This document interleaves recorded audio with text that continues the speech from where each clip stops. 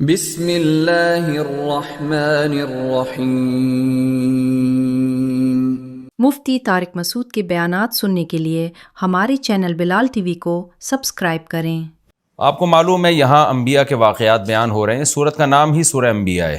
تو انبیاء میں جو قدر مشترک چیز جو بیان ہو رہی ہے، سورہ ہود میں، سورہ اعراف میں جو انبیاء کا تذکرہ ہوا، اس میں انبیاء کرام کی دعوت کا تذکرہ ہوا۔ وہاں پیغمبروں اور قوموں کے درمیان جو بھی ان کی بات چیت تھی اس کا قرآن نے تذکرہ کیا ہے۔ لیکن سورہ انبیاء میں پیغمبروں کے اللہ کے ساتھ جو معاملات تھے، کیسے کیسے مصیبتوں میں پیغمبروں نے اللہ کو پکارا، اس کا تذکرہ ہے، تاکہ یہ مضمون ثابت ہو کہ مصیبت میں صرف اور صرف اللہ کو پکارا جائے گا۔ تمام پیغمبروں نے مشکلات میں اللہ کو پکارا ہے اور اللہ نے ان کی مشکلات کو دور کیا ہے۔ تو اس حوالے سے یہ سورت قرآن کی دوسری سورتوں سے ممتاز ہے۔ وَنُوحًا إِذْ نَادَىٰ مِن قَبْلُ، اور نوح کا تذکرہ بھی کیجئے جب انہوں نے پہلے پکارا، یعنی ابراہیم سے بھی پہلے، کیونکہ اس سے پہلے حضرت ابراہیم کا تذکرہ گزرا ہے۔ فَاسْتَجَبْنَا لَهُ، ہم نے نوح کی پکار کو سنا۔ 950 سال نوح علیہ السلام نے دعوت دی اور سخت اذیت دی گئی نوح علیہ السلام کو۔ 1000 سال کا عرصہ کوئی کم نہیں ہوتا۔ تو اللہ کہتے ہیں پھر بالآخر ہم نے نوح کی پکار کو سنا۔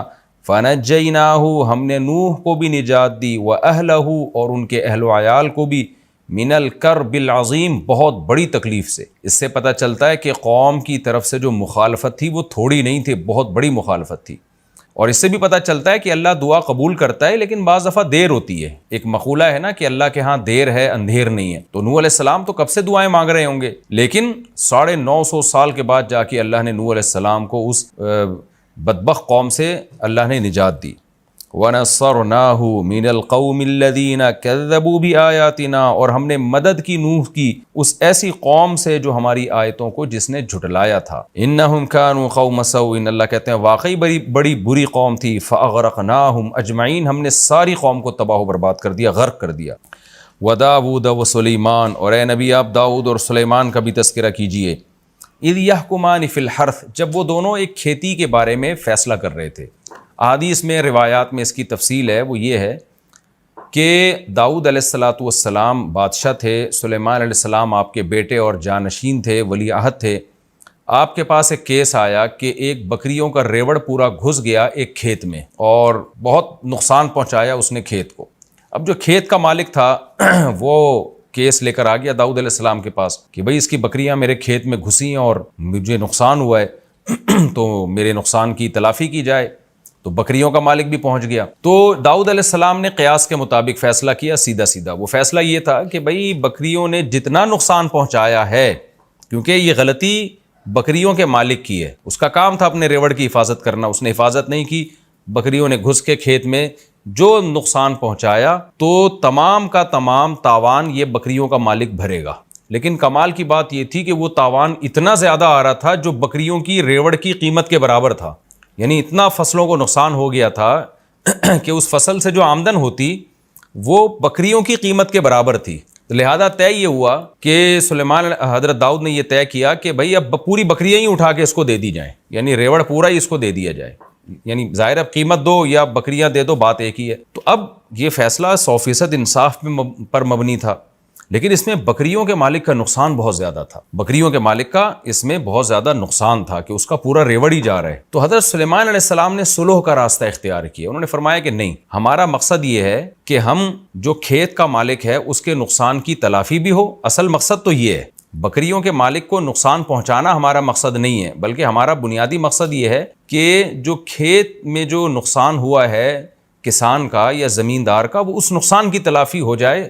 کس طرح سے ہو، یہ تلافی کرے بکریوں کا مالک۔ تو اس کی تلافی کا آسان راستہ یہ ہے کہ یہ کھیت حوالے کیے جائے بکریوں کے مالک کو، کہ بکریوں کا جو مالک ہے نا وہ اس کھیت میں زراعت کرے گا اور کھیت کو اس حالت پہ لوٹائے گا جس حالت پہ نقصان سے پہلے تھا، اور اس دوران یہ تمام بکریاں یہ کھیت کے مالک کے پاس رہیں گی اور کھیت کا مالک ان بکریوں سے فائدہ اٹھائے گا، اس کا دودھ استعمال کرے گا، اور ظاہر دودھ ہی استعمال ہو سکتا ہے، یعنی جب تک یہ کھیت اپنی پہلی حالت پہ بحال نہیں ہو جاتا اس وقت تک کھیت کا مالک جو گزارا کرے گا وہ بکریوں کے دودھ سے کرے گا۔ اس کو کہتے ہیں صلح۔ صلح کا مطلب ہوتا ہے کہ آپ قانون کے مطابق فیصلہ نہ کریں بلکہ دو فریقوں میں کمپرومائز کا راستہ اختیار کریں آپ۔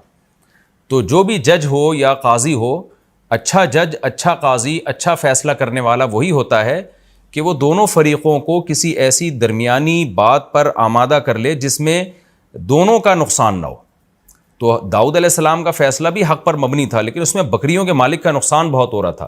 تو اس لیے داؤد علیہ السلام نے کیا کیا، سلیمان علیہ السلام نے صلح کا راستہ اختیار کیا کہ بھئی ہمارا مقصد تو یہ ہے کہ کھیت کے مالک کا جو نقصان ہوا ہے اس کی تلافی ہو جائے، لیکن اس محنت کے بدلے میں تمہاری بکریاں محفوظ ہو جائیں گی، تمہاری جو کئی سالوں کی کمائی ہے کہ ساری بکریاں اٹھا کے ہم کسی کو دے دیں وہ بچ جائے گی. تو اس پہ کھیت کے مالک بھی اس پہ راضی ہو گیا کہ ٹھیک ہے بھائی، جب تک میں بکریوں سے فائدہ اٹھاتا ہوں مجھے میرا کھیت پرانی کنڈیشن میں کر کے دے دے. تو یہ اس کو کہتے ہیں صلح. فقہ میں کتاب الصلح پورا ایک باب ہے، ہدایہ جو فقہ کی مشہور کتاب ہے اس میں طلبہ پڑھتے ہیں کتاب الصلح. آج کے دور میں اس کی ایک بہترین مثال ہے ہمارے سامنے. ہمارے پاس بہت دفعہ یہ سوال آتا ہے کہ والد صاحب نے زندگی میں گھر بنایا تھا، اس کے اوپر ایک والد صاحب نے پورشن بنا دیا. اب کیا ہوا کہ بڑے بیٹے نے یا منجلے بیٹے نے اس پورشن کے اوپر ایک اور مکان بنا دیا جس مکان کا وہ بیٹا مالک تھا. اب والد کے مرنے کے بعد مسئلہ یہ کھڑا ہوتا ہے کہ زمین اور نیچے کا پورشن اس کا تو مالک والد صاحب تھے، اور جو اوپر والا پورشن ہے اس کا مالک تھا بڑا بیٹا. اب شریعت یہ کہتی ہے، قانون یہ کہتا ہے، مفتی جب فتویٰ دے گا تو یہ فتویٰ دے گا کہ بھائی اوپر والا پورشن جس بیٹے کا ہے چونکہ وہ زمین کا مالک نہیں ہے، حتیٰ کہ مکان کی چھت کا بھی وہ مالک نہیں ہے جو نیچے والا مکان ہے، تو شرعی طور پر اس کی حیثیت یہ بنتی ہے کہ اوپر والے شخص نے نیچے والی زمین کو عاریتاً لیا ہوا ہے، یعنی استعمال کے لیے لیا ہوا ہے. بھائی میں آپ کو اپنی بائک دیتا ہوں استعمال کے لیے، میں آپ کو اپنی گاڑی دیتا ہوں استعمال کے لیے، تو جو اپنی کوئی بھی چیز استعمال کے لیے کسی کو دیتا ہے اسے ہر وقت حق ہوتا ہے کہ وہ اپنی چیز واپس لے لے، چاہے وہ 100 سال کے لیے بھی دے، لیکن عاریتاً دیا ہے نا تو حق ہے. میں آپ کو اپنی گاڑی دیتا ہوں استعمال کے لیے، بائک دیتا ہوں، میں کہتا ہوں جی میں نے آپ کو 20 سال کے لیے دی ہے، لیکن کل میرا دماغ گھوم جاتا ہے، میں کہتا ہوں جی واپس کرو، مجھے نہیں. یہ تو کیونکہ ایک تبرع ہے نا، احسان ہے، تو جب چاہیں آپ اپنی زمین واپس لے لیں، اپنی گاڑی واپس لے لیں. تو جیسے آپ کسی کو سواری کے لیے اپنی گاڑی دیتے ہیں تو عاریتاً آپ کسی کو اپنی زمین بھی دے سکتے ہیں کہ بھئی یہ میری زمین ہے، اس پہ چاہو اپنا گھر بنا لو. اب کسی شخص نے آپ کی زمین پہ اپنا گھر بنا لیا تو آپ کو شریعت ہر وقت یہ حق دیتی ہے کہ آپ کسی بھی وقت اس سے کہہ سکتے ہو مجھے اپنی زمین چاہیے اور یہ مکان خالی، یعنی گھر توڑ کے لے جاؤ، بڑا ملبہ اٹھاؤ یہاں سے. یہ شرعی طور پہ حق ہے. تو جب بھی آپ کسی کے گھر پہ اپنا گھر بناتے ہیں تو خوب سمجھ لیں جو نیچے کا جس کا پورشن ہے، جس کے پاس لینڈ ہے، جس کے پاس زمین ہے، اس کو یہ حق ہے کہ وہ کسی بھی ٹائم پہ آپ کو کہہ سکتا ہے کہ یہ مکان اوپر توڑ تاڑ کے لے جاؤ، میری زمین اور میری چھت مجھے خالی کر کے دو. یہ شرعی طور پر اس کو حق ہے. اب جب وراثت میں ہمارے پاس اس طرح کا مسئلہ آتا ہے تو ہم جواب لکھتے ہیں، وہ یہی اکثر مفتیان کرام جواب لکھتے ہیں کہ بھئی یہ جو اوپر والا جس نے پورشن بنایا ہے نا، اب نیچے والے وارثین اگر چاہتے ہیں کہ وہ یہ آرڈر دے دیں اوپر والے کو کہ بھئی یہ ہماری چھت خالی کرو اور یہ تم نے جو بنایا تھا یہ توڑ کے واپس لے جاؤ، تو ان کو یہ حق ہے. لیکن آپ کو پتہ ہے اس میں اوپر والے کا نقصان بہت ہے. اس نے لاکھوں روپے لگا کے ایک فلیٹ بنایا اور فتویٰ یہ دیا جا رہا ہے کہ جی توڑ کے لے جاؤ.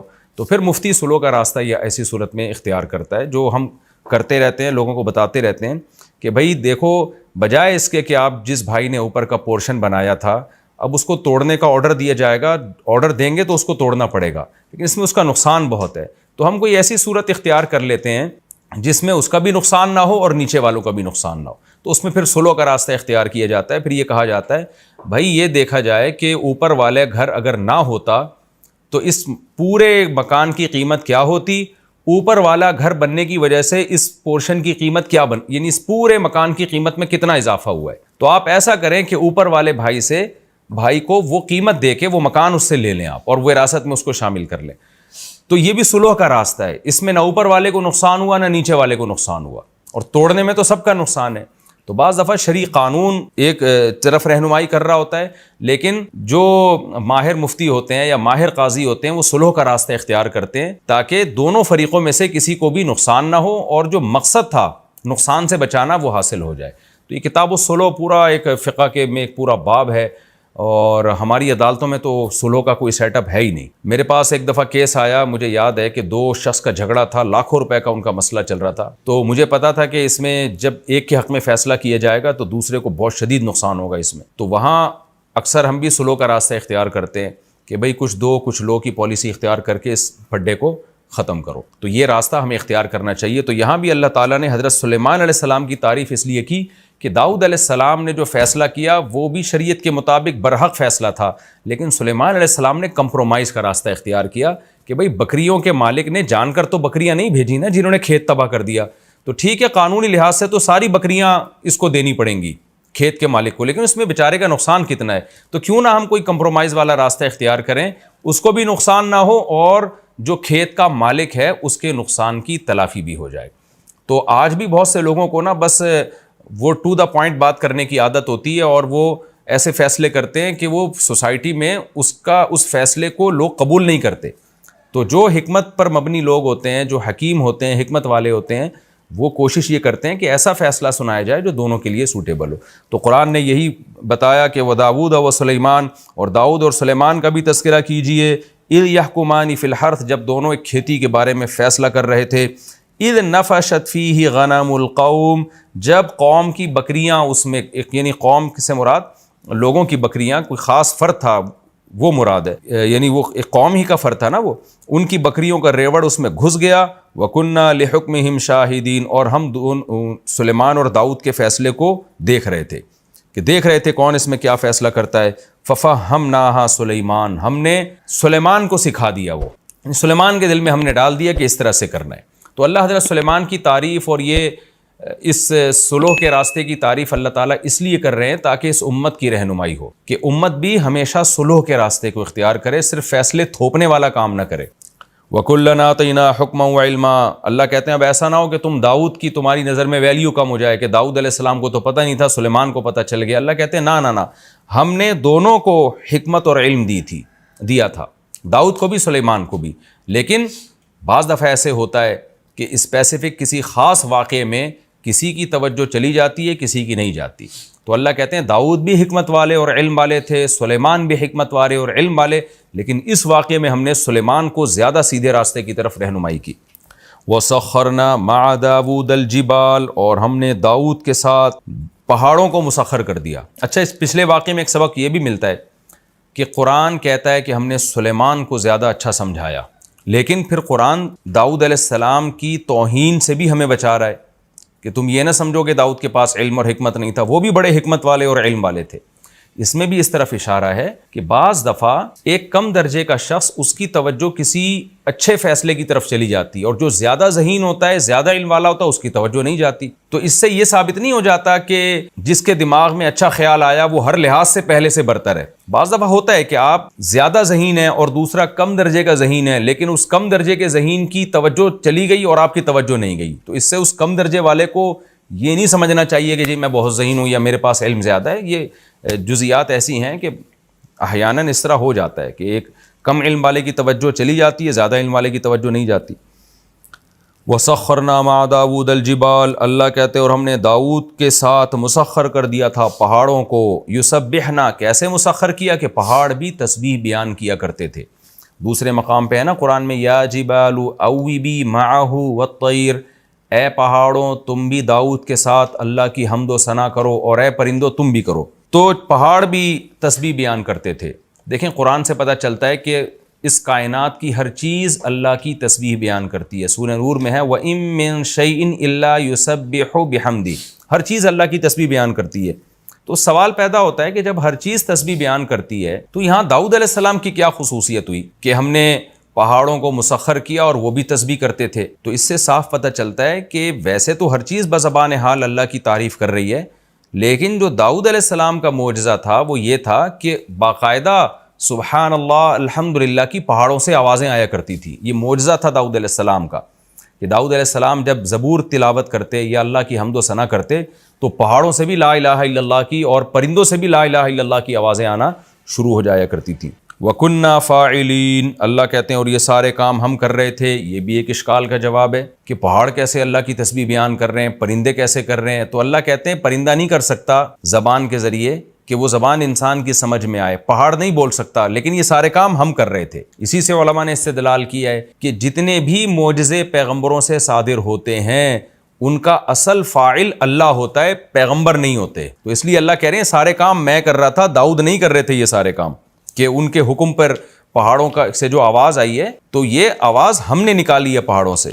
وَعَلَّمْنَاهُ صَنْعَةَ لَبُوسٍ لَكُمْ، اللہ کہتے ہیں ہم نے داؤد کو سکھایا صنعت لبوس، لبوس کی تشریح میں کر چکا ہوں ترجمے میں، زرہیں جو جنگی لباس ہوتے ہیں نا، سر سے پاؤں تک انسان لوہے کا لباس پہن کے وہ ڈھک جاتا ہے، پھر دشمن کے لیے آپ کو تلوار تیر کے ذریعے نقصان پہنچانا بہت مشکل ہوتا ہے۔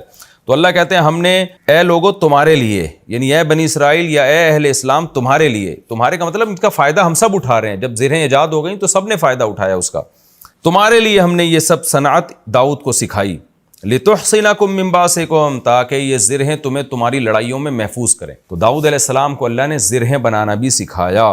فَهَلْ أَنْتُمْ شَاكِرُونَ، اللہ کہتے ہیں بتاؤ اب تم شکر ادا کرو گے۔ اس آیت سے یہ بھی پتہ چلتا ہے کہ دنیاوی علم کی بھی اللہ کی نظر میں بڑی ویلیو ہے۔ اب یہ زرہیں بنانا اور پہننا یہ جنگوں میں ڈیفنس کے کام آتی ہے یہ چیز، تو اللہ نے داؤد علیہ السلام کو یہ سب چیزیں سکھائیں تاکہ آپ جنگ میں اپنا دفاع مضبوطی سے کر سکیں۔ تو آج بہت سے لوگ افراط و تفرید کا شکار ہیں، کچھ لوگ دین کے علم کی ان کی نظر میں ویلیو ہی نہیں ہے، یہ ہمارا لبرل طبقہ ہے، اور کچھ لوگ صرف دین کے علم ہی کو علم مانتے ہیں، دنیا کے علم کو کوئی حیثیت ہی نہیں دیتے، یہ بھی غلو کا شکار ہیں۔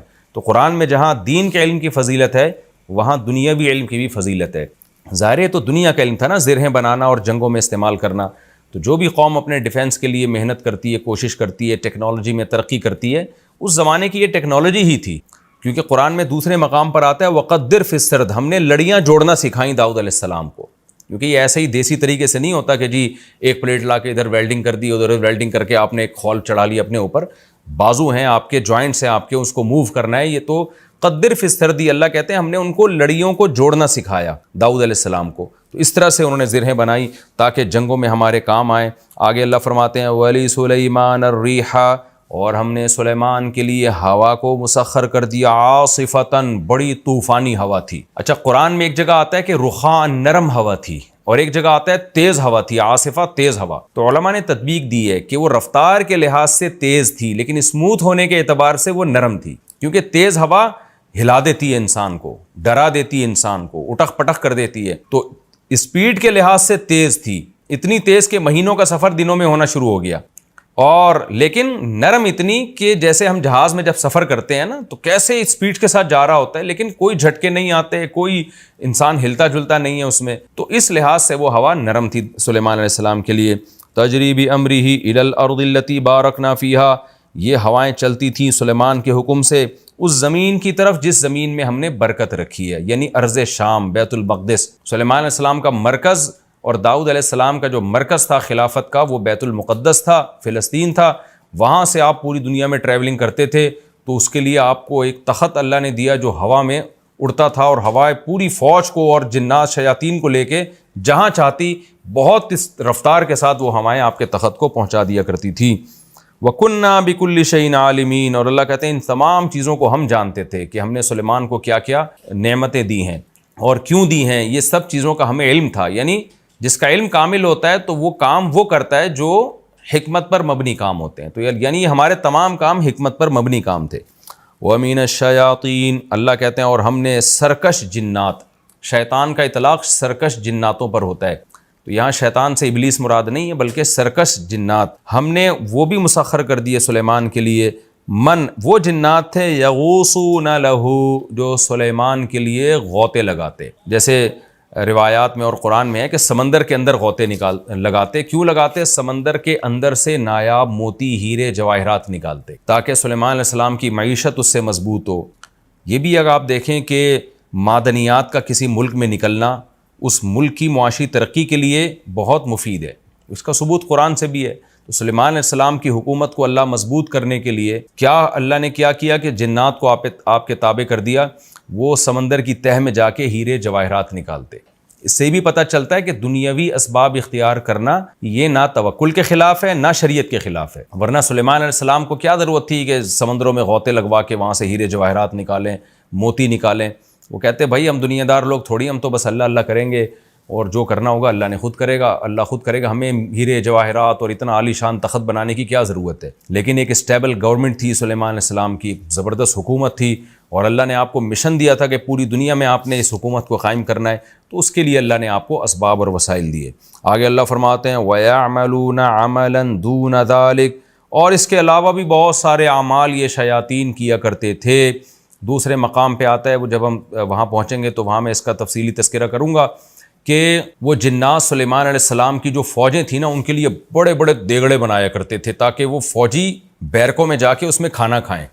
تو اتنے بڑے بڑے برتن بنایا کرتے تھے اور قلعے بنایا کرتے تھے، اور وتماثیل وجفان کالجواب وقدور الراسیات. تو ایسے بہت سارے کام، بڑی بڑی عمارتیں بنایا کرتے تھے ان کے لیے. تو بہت سارے کام جو انسانوں کے لیے بنانا بہت مشکل تھا، تو جنات کے ذریعے سلیمان علیہ السلام وہ کام کیا کرتے تھے. آگے اللہ فرماتے ہیں وَكُنَّا لَهُمْ حَافِظِينَ. سوال پیدا ہوتا ہے اتنے بڑے بڑے سرکش جنات سلیمان کے تابع کیسے ہو گئے؟ ظاہر ہے جو جن سمندر میں گھس کے اس کی تہہ سے موتی نکال کے لا رہا ہے اور بڑے بڑے پہاڑوں پہ پتھروں کو لے کے جا رہا ہے تو انسان کو بھی بڑا نقصان پہنچا سکتا ہے، اور انسان کے تابع کیوں بنے گا؟ اس کا اللہ نے جواب دیا وَكُنَّا لَهُمْ حَافِظِينَ. ان جنات کی حفاظت ہم کر رہے تھے. حفاظت کا مطلب پہرا ہم دے رہے تھے کہ وہ سرکش نہ ہونے پائیں. اس سے پتہ چلتا ہے کہ آج کے عاملین جو کہتے ہیں نا ہم نے جناتوں کو تابع کیا ہوا، یہ جھوٹ بولتے ہیں. جنات کو تو اللہ نے تابع کیا تھا، سلیمان علیہ السلام کے لیے مسخر کیا. تو تبھی تو قرآن اشکال کا جواب دے رہا ہے کہ اتنے پاورفل جنات انسان کے فرما بردار کیسے بن گئے؟ تو اللہ کہتے ہیں وہ خود تھوڑی بنے. کنا لہم حافظین، ہم حفاظت کر رہے تھے ان کی، ہم نے ان کو ہلنے نہیں دیا، سلیمان کا روب ان کے اوپر ڈال دیا. تو آج کے عامل نہ تو سلیمان علیہ السلام ہیں، نہ یہ اتنے پاورفل ہیں کہ یہ جنات کو اپنے قابو میں لیں. حقیقت یہ ہے کہ جنات نے ان کو اپنے قابو میں لیا ہوا ہوتا ہے اور پھر ان سے الٹے الٹے کام جنات کروا رہے ہوتے ہیں. وَأَيُّوبَ إِذْ نَادَىٰ رَبَّهُ. اللہ کہتے ہیں ایوب کا بھی تذکرہ کیجئے، ان کی بھی پکار ہم نے سنی. اذ نادى ربه، جب انہوں نے اپنے رب کو پکارا. انی مسنی الضر، اے اللہ مجھے بیماری پہنچی ہے. وانت ارحم الراحمین، تو رحم کرنے والوں میں سب سے زیادہ رحم کرنے والا ہے. دیکھیں ایوب علیہ السلام کئی سال کسی خطرناک اور تکلیف دہ بیماری میں پڑے رہے. وہ بیماری کیا تھی اس کا ہمیں حدیث میں تذکرہ نہیں ملتا، جو بھی تھی لیکن تکلیف دہ بیماری تھی. اسی بیماری میں کہا جاتا ہے کہ ایک وبا پھیلی جس میں ایوب علیہ السلام کے اہل و عیال کا بھی انتقال ہو گیا. آپ کو اللہ نے خوب اولاد دی تھی، ساری اولاد اسی وبا میں، یا تو وبا تھی کہ سارے اہل خانہ اس کی لپیٹ میں آئے، یا وبا نہیں تھی، ویسے ہی کوئی بیماری کی وجہ سے سارے اہل و عیال کا انتقال ہو گیا. صرف آپ کی ایک زوجہ بچی تھی جنہوں نے آپ کی بڑی خدمت کی. جیسے کہ سورہ سعد میں آتا ہے کہ حضرت ایوب حدیث میں بھی اس کی تفصیل ہے کہ ایوب علیہ السلام کی زوجہ نے بہت صبر کیا اپنے شوہر کی بیماری پہ، کئی سال اپنے شوہر کی خدمت کرتی رہیں. لیکن ایوب علیہ السلام چونکہ اتنا عرصہ بیمار تھے، جب انسان بیمار ہوتا ہے اس کی طبیعت میں تھوڑا سا چڑچڑا پن پیدا ہو جاتا ہے. تو ان کی زوجہ سے ایک دن آپ کی خدمت میں کچھ کوتاہی ہوئی. حضرت ایوب علیہ السلام کو غصہ آیا، آپ نے فرمایا میں ٹھیک ہو گیا تو تجھے 100 کوڑے ماروں گا میں. لیکن بعد میں آپ کو ندامت ہوئی کہ بھئی یہ میری بیوی تو بڑی نیک ہے، اس نے بیماری میں اتنی خدمت کی ہے. جب ٹھیک ہو گئے نا تو اب پریشان کہ اللہ میں تو اپنی قسم اور پیغمبر قسم کے بھی کبھی بڑا خیال کرتے ہیں کہ میں کیسے اس خدمت گزار بیوی کو جو ہے 100 کوڑے ماروں. اب اپنی قسم کو دیکھتے اور اپنی بیوی کو دیکھتے تو اللہ نے آپ کو ہیلا بتایا. وَخُذْ بِيَدِكَ ضِغْثًا فَاضْرِب بِهِ وَلَا تَحْنَثْ. اے ایوب تو اپنی زبان کی بھی لاج رکھ، قسم بھی پوری کر لے.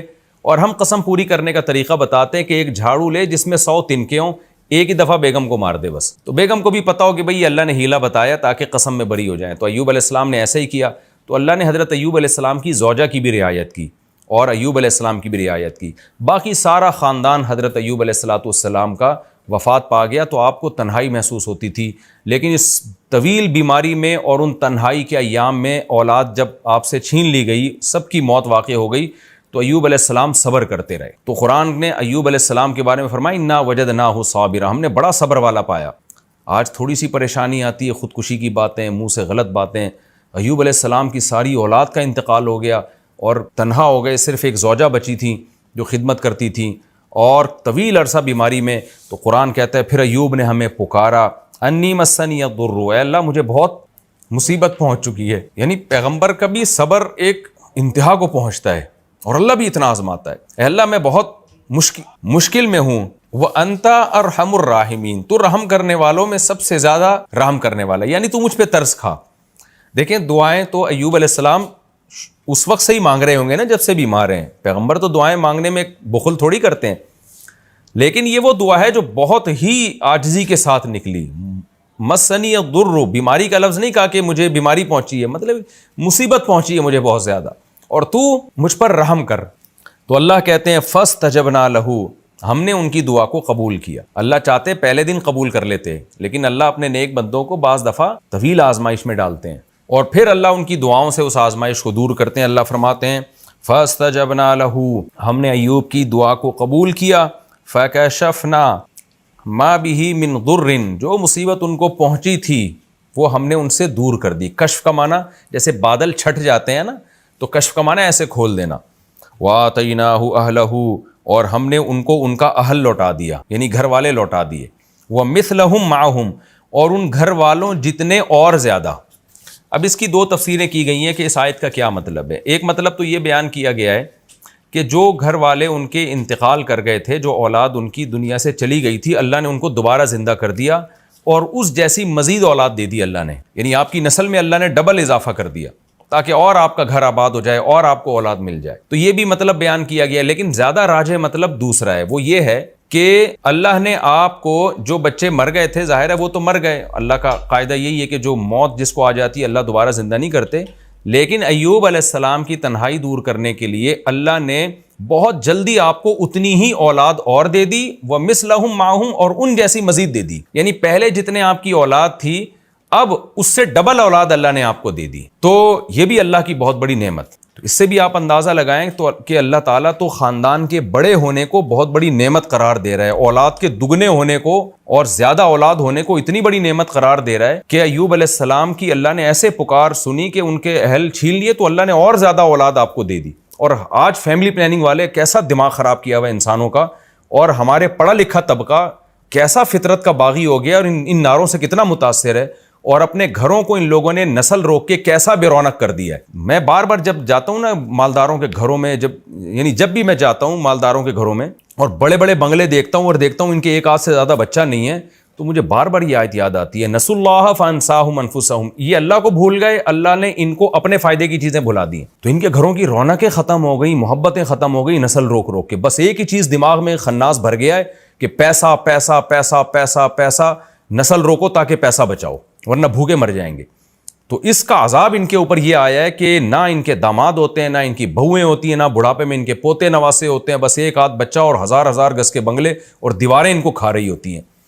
تو یہ اللہ نے کتنا بڑا فضل کیا کہ ہمیں اسلام کی نعمت دی اور ہمیں ہدایت دے دی تاکہ ہم ان مغرب کے ان زہریلے نعروں سے متاثر نہ ہو۔ یہ بڑے زہریلے نعرے ہیں جو بڑے میٹھے شیرے میں رکھ کے نا لالی پاپ ہمیں دی جا رہی ہے، اور یہ بتایا جا رہا ہے کہ یہ تمہارے فائدے کی چیزیں، حقیقت میں اس سے آپ کا خاندان تباہ ہو رہا ہے، آپ کی محبتیں تباہ ہو رہی ہیں۔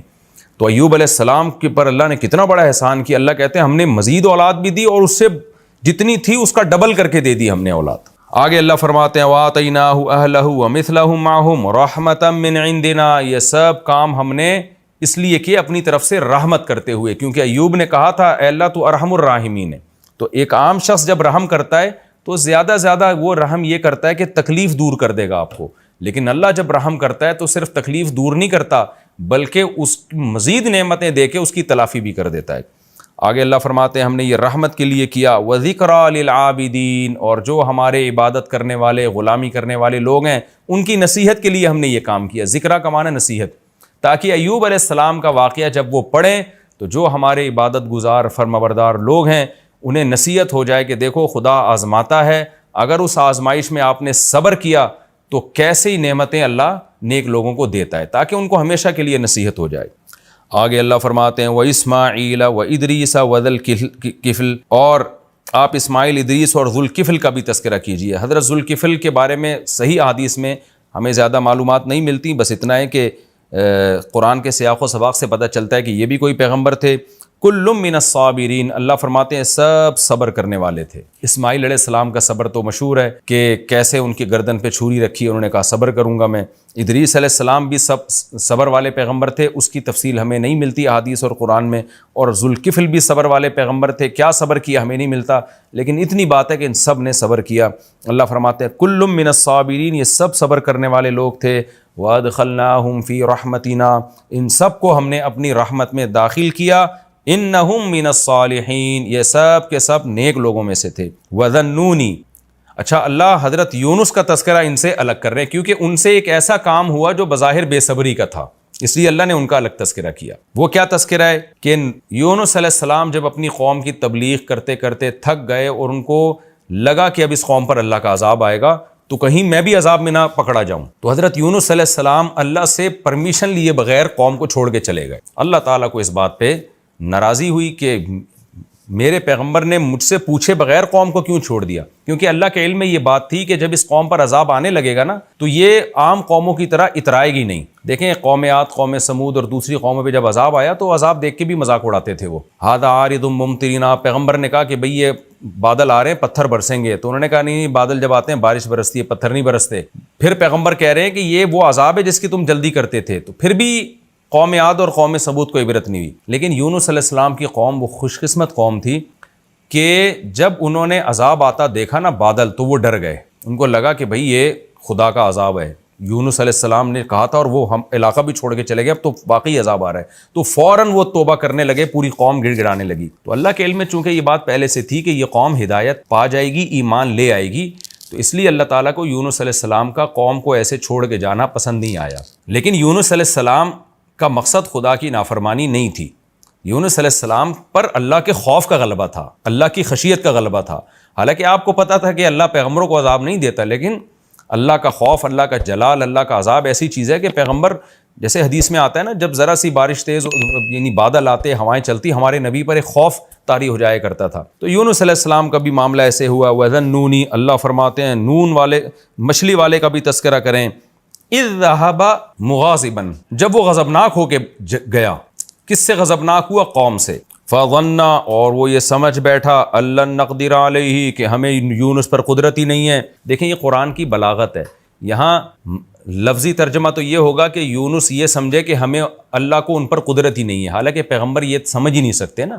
تو یہ بلاغت ہے. یہ ہم عام محاوروں میں بھی استعمال کرتے ہیں کہ جب کوئی شخص یہ سمجھتا ہے نا کہ فلاں مجھے عذاب ہی نہیں دے گا، تکلیف ہی نہیں دے گا، تو ہم کہتے ہیں کہ یہ سمجھتا ہے کہ گویا اس کو اس پہ قدرت ہی نہیں ہے. تو اس سے مقصد یہ نہیں ہوتا کہ قدرت نہیں ہے، مقصد یہ ہوتا ہے جس کو قدرت ہوتی ہے تو وہ سزا بھی دیتا ہے، تو جس کو قدرت نہیں ہوتی وہ سزا نہیں دیتا. تو اصل مقصد قرآن کے بیان کرنے کا یہ ہے کہ یونس علیہ السلام یہ سمجھے کہ اللہ آپ کو اس غلطی پہ، اس مسٹیک پہ سزا نہیں دے گا.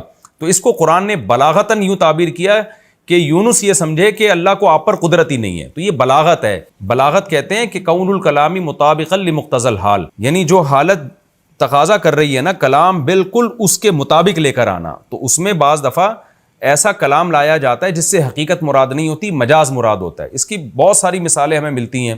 ہم بات بات پہ کہتے ہیں میں تمہاری ٹانگیں توڑ دوں گا، میں تمہیں مار دوں گا، حالانکہ اس سے حقیقت مراد نہیں ہوتی. اور حدیث میں بھی یہ ملتا ہے. نبی صلی اللہ علیہ وسلم نے بعض دفعہ صحابی سے فرمایا ثقلت کا امک، تمہاری ماں تمہیں روئے، تم کیسا کام کر رہے ہو، یعنی تم گم ہو جاؤ اور تمہاری ماں تمہیں روئے. حالانکہ نبی کسی کو بد دعا نہیں دے سکتے کہ تم گم ہو جاؤ اور تمہاری ماں تمہیں یاد کر کر کے روئے. تو یہ محاورے ہوتے ہیں، اس سے حقیقت مراد نہیں ہوتی. یہاں ہر کلام میں ہوتے ہیں یہ. تو قرآن بھی چونکہ عربی زبان میں نازل ہوا تو وہی محاورے اس میں استعمال ہوئے جو عربی میں استعمال ہوتے تھے. تو قرآن کہتا ہے فَظَنَّ أَن لَّن نَّقْدِرَ عَلَيْهِ، یونس یہ سمجھے کہ ہمیں یونس پر قدرت ہی نہیں ہے اور ہماری پکڑ سے وہ بچ نکلیں گے. حالانکہ ایسا نہیں ہے، لیکن بچ نہ نکلے اور بالآخر مچھلی کے پیٹ میں چلے گئے. فَنَادَىٰ فِي الظُّلُمَاتِ، اندھیروں میں پھر یونس نے ہمیں پکارا. یونس علیہ السلام جب فرار ہوئے نا اور سمندر کے راستے کشتی میں بیٹھے تو آگے جا کے بھنور آیا اور کشتی ڈوبنے لگی. تو کشتی کے ملاح نے کہا کہ بھئی ایک شخص کو کشتی سے نکلنا پڑے گا تاکہ کشتی کا وزن ہلکا ہو، اور کوئی ایسا شخص ہے جو اپنے مالک کی پرمیشن کے بغیر آیا ہے. تو یونس علیہ السلام کو احساس ہو گیا کہ بھئی میں اللہ کی مرضی کے بغیر آیا ہوں، تو یہ میرے ہی لیے ہوا ہے یہ سب کچھ. تو یونس علیہ السلام نے ارادہ کیا کہ وہ کشتی سے اتر جاتے ہیں، سمندر میں چھلانگ لگا لیتے ہیں. لیکن قوم نے کہا کہ نہیں، ہم قرآن اندازی کریں گے، اور قرآن اندازی میں حضرت یونس ہی کا نام آیا. تو یونس علیہ السلام کو کشتی سے، کیسی بڑی آزمائش آپ دیکھیں، سمندر کی موجوں میں کوئی چلا جائے تو کتنی بڑی آزمائش ہے. تو یونس علیہ السلام نے سمندر میں میں چھلانگ لگائی، مچھلی منہ کھول کے کھڑی ہوئی تھی، مچھلی نے آپ کو نگل کے سمندر کی تہہ میں لے گئی. اب قرآن کہتا ہے کئی اندھیروں میں اللہ نے یونس علیہ السلام کو وحی نہیں کی کہ اے یونس تو نے غلطی کی ہے، نہ. یونس علیہ السلام کو خود احساس ہو گیا. تو اس سے پتہ چلتا ہے نیک لوگوں کے ساتھ جب کوئی ایسا کام ہو رہا ہو نا جو ان کی آزمائش ہو، تو ان کو احساس ہو جاتا ہے کہ ہم سے کوئی غلطی ہوئی ہے جس کی ہمیں سزا مل رہی ہے. تو یونس علیہ السلام جب اندھیروں میں گئے ہیں، یعنی ایک مچھلی کے پیٹ کا اندھیرا، سمندر کی تہہ کا اندھیرا اور رات کا اندھیرا، تو یہ تمام اندھیرے مل گئے. یونس علیہ السلام نے پھر مچھلی کے پیٹ میں پکارا، ان کو احساس ہو گیا کہ مجھ سے کوئی غلطی ہوئی ہے، اور کہا کہ لا الہ الا انت، اے اللہ تیرے سوا کوئی عبادت کے لائق نہیں، یعنی میں صرف تجھی کو پکاروں گا، سبحانک تو ہر عیب سے پاک ہے۔ کیا مطلب میرے ساتھ جو تو نے یہ معاملہ کیا کہ مجھے سمندر کی تہہ میں پہنچا دیا، کشتی سے نکلوا دیا، تو یہ میرا قصور ہے، تیرا قصور نہیں ہے، کیونکہ تو عیب سے پاک ہے۔ انی کنت من الظالمین، اور ظالم میں ہی ہوں۔ تو یہ بھی توبہ کا ایک طریقہ ہوتا ہے کہ اپنی غلطی کا اعتراف کر لینا۔ اللہ فرماتے ہیں فاستجبنا لہ، ہم نے یونس کی پکار کو سنا۔ کتنی بڑی فضیلت ہے دعاؤں کی۔ آج سارا زور لوگوں نے وظیفوں پہ اور روحانی ٹوٹکوں پہ لگایا ہوا ہے، دعائیں مانگنے کا رواج ختم ہو گیا۔ یونس علیہ السلام نے لا الہ الا انت سبحانہ کی تسبیح نہیں پڑھی تھی وہاں بیٹھ کے، وظیفے کے طور پہ نہیں پڑھا تھا، دعا مانگی تھی اللہ سے۔ ایوب علیہ السلام نے اللہ سے دعا مانگی، زکریا علیہ السلام نے اللہ سے دعا مانگی۔ تو آج دعاؤں کو فوکس نہیں کر رہے لوگ۔ اللہ کہتے ہیں ہمیں پکارا، ہماری حمد و ثنا کی، فاستجبنا لہ، ہم نے یونس کی پکار کو قبول کیا، ونجیناہ من الغم، اور جس غم میں یونس مبتلا تھے، کتنا بڑا غم، کیسا خواب، سمندر کے بیچ میں جائیں کیسا خوف ہوتا ہے، وہ اللہ کہتے ہیں ہم نے یونس کو اس غم سے نجات دی۔ کیسے نجات دی؟ دوسرے مقام پر آتا ہے کہ مچھلی آئی اور سمندر کے کنارے ایسے اگل دیا مچھلی نے آپ کو، اور پھر اللہ نے آپ کے قریب ایک درخت پیدا کر دیا فوراً، اس درخت کی چھاؤں میں آپ کو سکون ملا۔ پھر اللہ کہتے ہیں ہم نے ان کو آپ کی قوم کی طرف دوبارہ بھیجا۔ وَنَجَّيْنَاهُ مِنَ الْغَمِّ، اللہ کہتے ہیں ہم نے آپ کو غم سے نجات دی۔ وَكَذَلِكَ نُنْجِي الْمُؤْمِنِينَ، اور اسی طرح ہم ایمان والوں کو نجات دیا کرتے ہیں۔ کیا مطلب؟ جن کا خدا پہ ایمان ہوتا ہے، بے ایمانوں کو نہیں، بے ایمانوں کی دعائیں قبول نہیں ہوتی۔ آج تو ہماری دعائیں بے اثر ہو گئی ہیں، اس کی وجہ یہ ہے کہ ہمیں اللہ پر ایمان ہی ختم ہو گیا ہے۔ ہم تو ٹرائی کر رہے ہوتے ہیں کہ قبول ہو گئی تو ٹھیک ہے، نہیں ہوئی تو چلو مانگنے میں کیا جا رہا ہے۔ تو دعاؤں میں وہ جان اور وہ طاقت ہمارے ختم ہو چکی ہے۔ تو اللہ نے فرماتے ہیں وَكَذَلِكَ نُنْجِي الْمُؤْمِنِينَ، ہم ایمان جو ہم پر اعتماد کرتے ہیں، ایمان لاتے ہیں، اس طرح سے ہم ان کو نجات دیتے ہیں، یعنی تمام ناکامیوں کے اسباب کے ہوتے ہوئے ہم ان کو کامیاب کر دیتے ہیں۔ وَزَكَرِيَّا إِذْ نَادَى رَبَّهُ، اور زکریا کو بھی یاد کیجئے جب اس نے اپنے رب کو پکارا اور کیا کہا، ربی لا تذرنی فردن، اے اللہ تو مجھے اکیلا مت چھوڑ۔ بوڑھے ہو چکے ہیں، بال سفید ہو چکے ہیں، بیوی 90-100 سال کی، وہ بھی بڑھیا، لیکن اللہ تعالیٰ فرماتے ہیں کہ ہمیں زکریا نے پکارا، اے اللہ تو مجھے اکیلا مت چھوڑ، وانت خیر الوارثین، اور تو سب سے بہتر وارث ہے۔ یعنی اصل میں تو میرا وارث تو ہی ہے۔ وارث کا مطلب سب کے جانے کے بعد جو رہتا ہے وہ تو ہی رہتا ہے، یعنی میں جو وارث چاہ رہا ہوں تو یہ مطلب نہیں ہے کہ میں تجھے وارث نہیں سمجھتا، اصل وارث تو ہی ہے، لیکن دنیا کے لحاظ سے مجھے وارث چاہیے، لہذا مجھے اکیلا مت چھوڑ۔ فاستجبنا لہ، اللہ کہتے ہیں ہم نے آپ کی پکار کو سنا، ووہبنا لہ یحییٰ، اور ہم نے آپ کو یحییٰ ہبہ کیے، گفٹ میں دیے، واصلحنا لہ زوجہ، اور زکریا کے لیے ان کی زوجہ، زوج سے مراد ان کی بیوی ہے، اور ہو کے ضمیر حضرت زکریا کی طرف لوٹ رہی ہے۔ ہم نے زکریا کی زوجہ کو بھی ٹھیک کر دیا، یعنی بانجھ پنے کی اصلاح کر دی ہم نے۔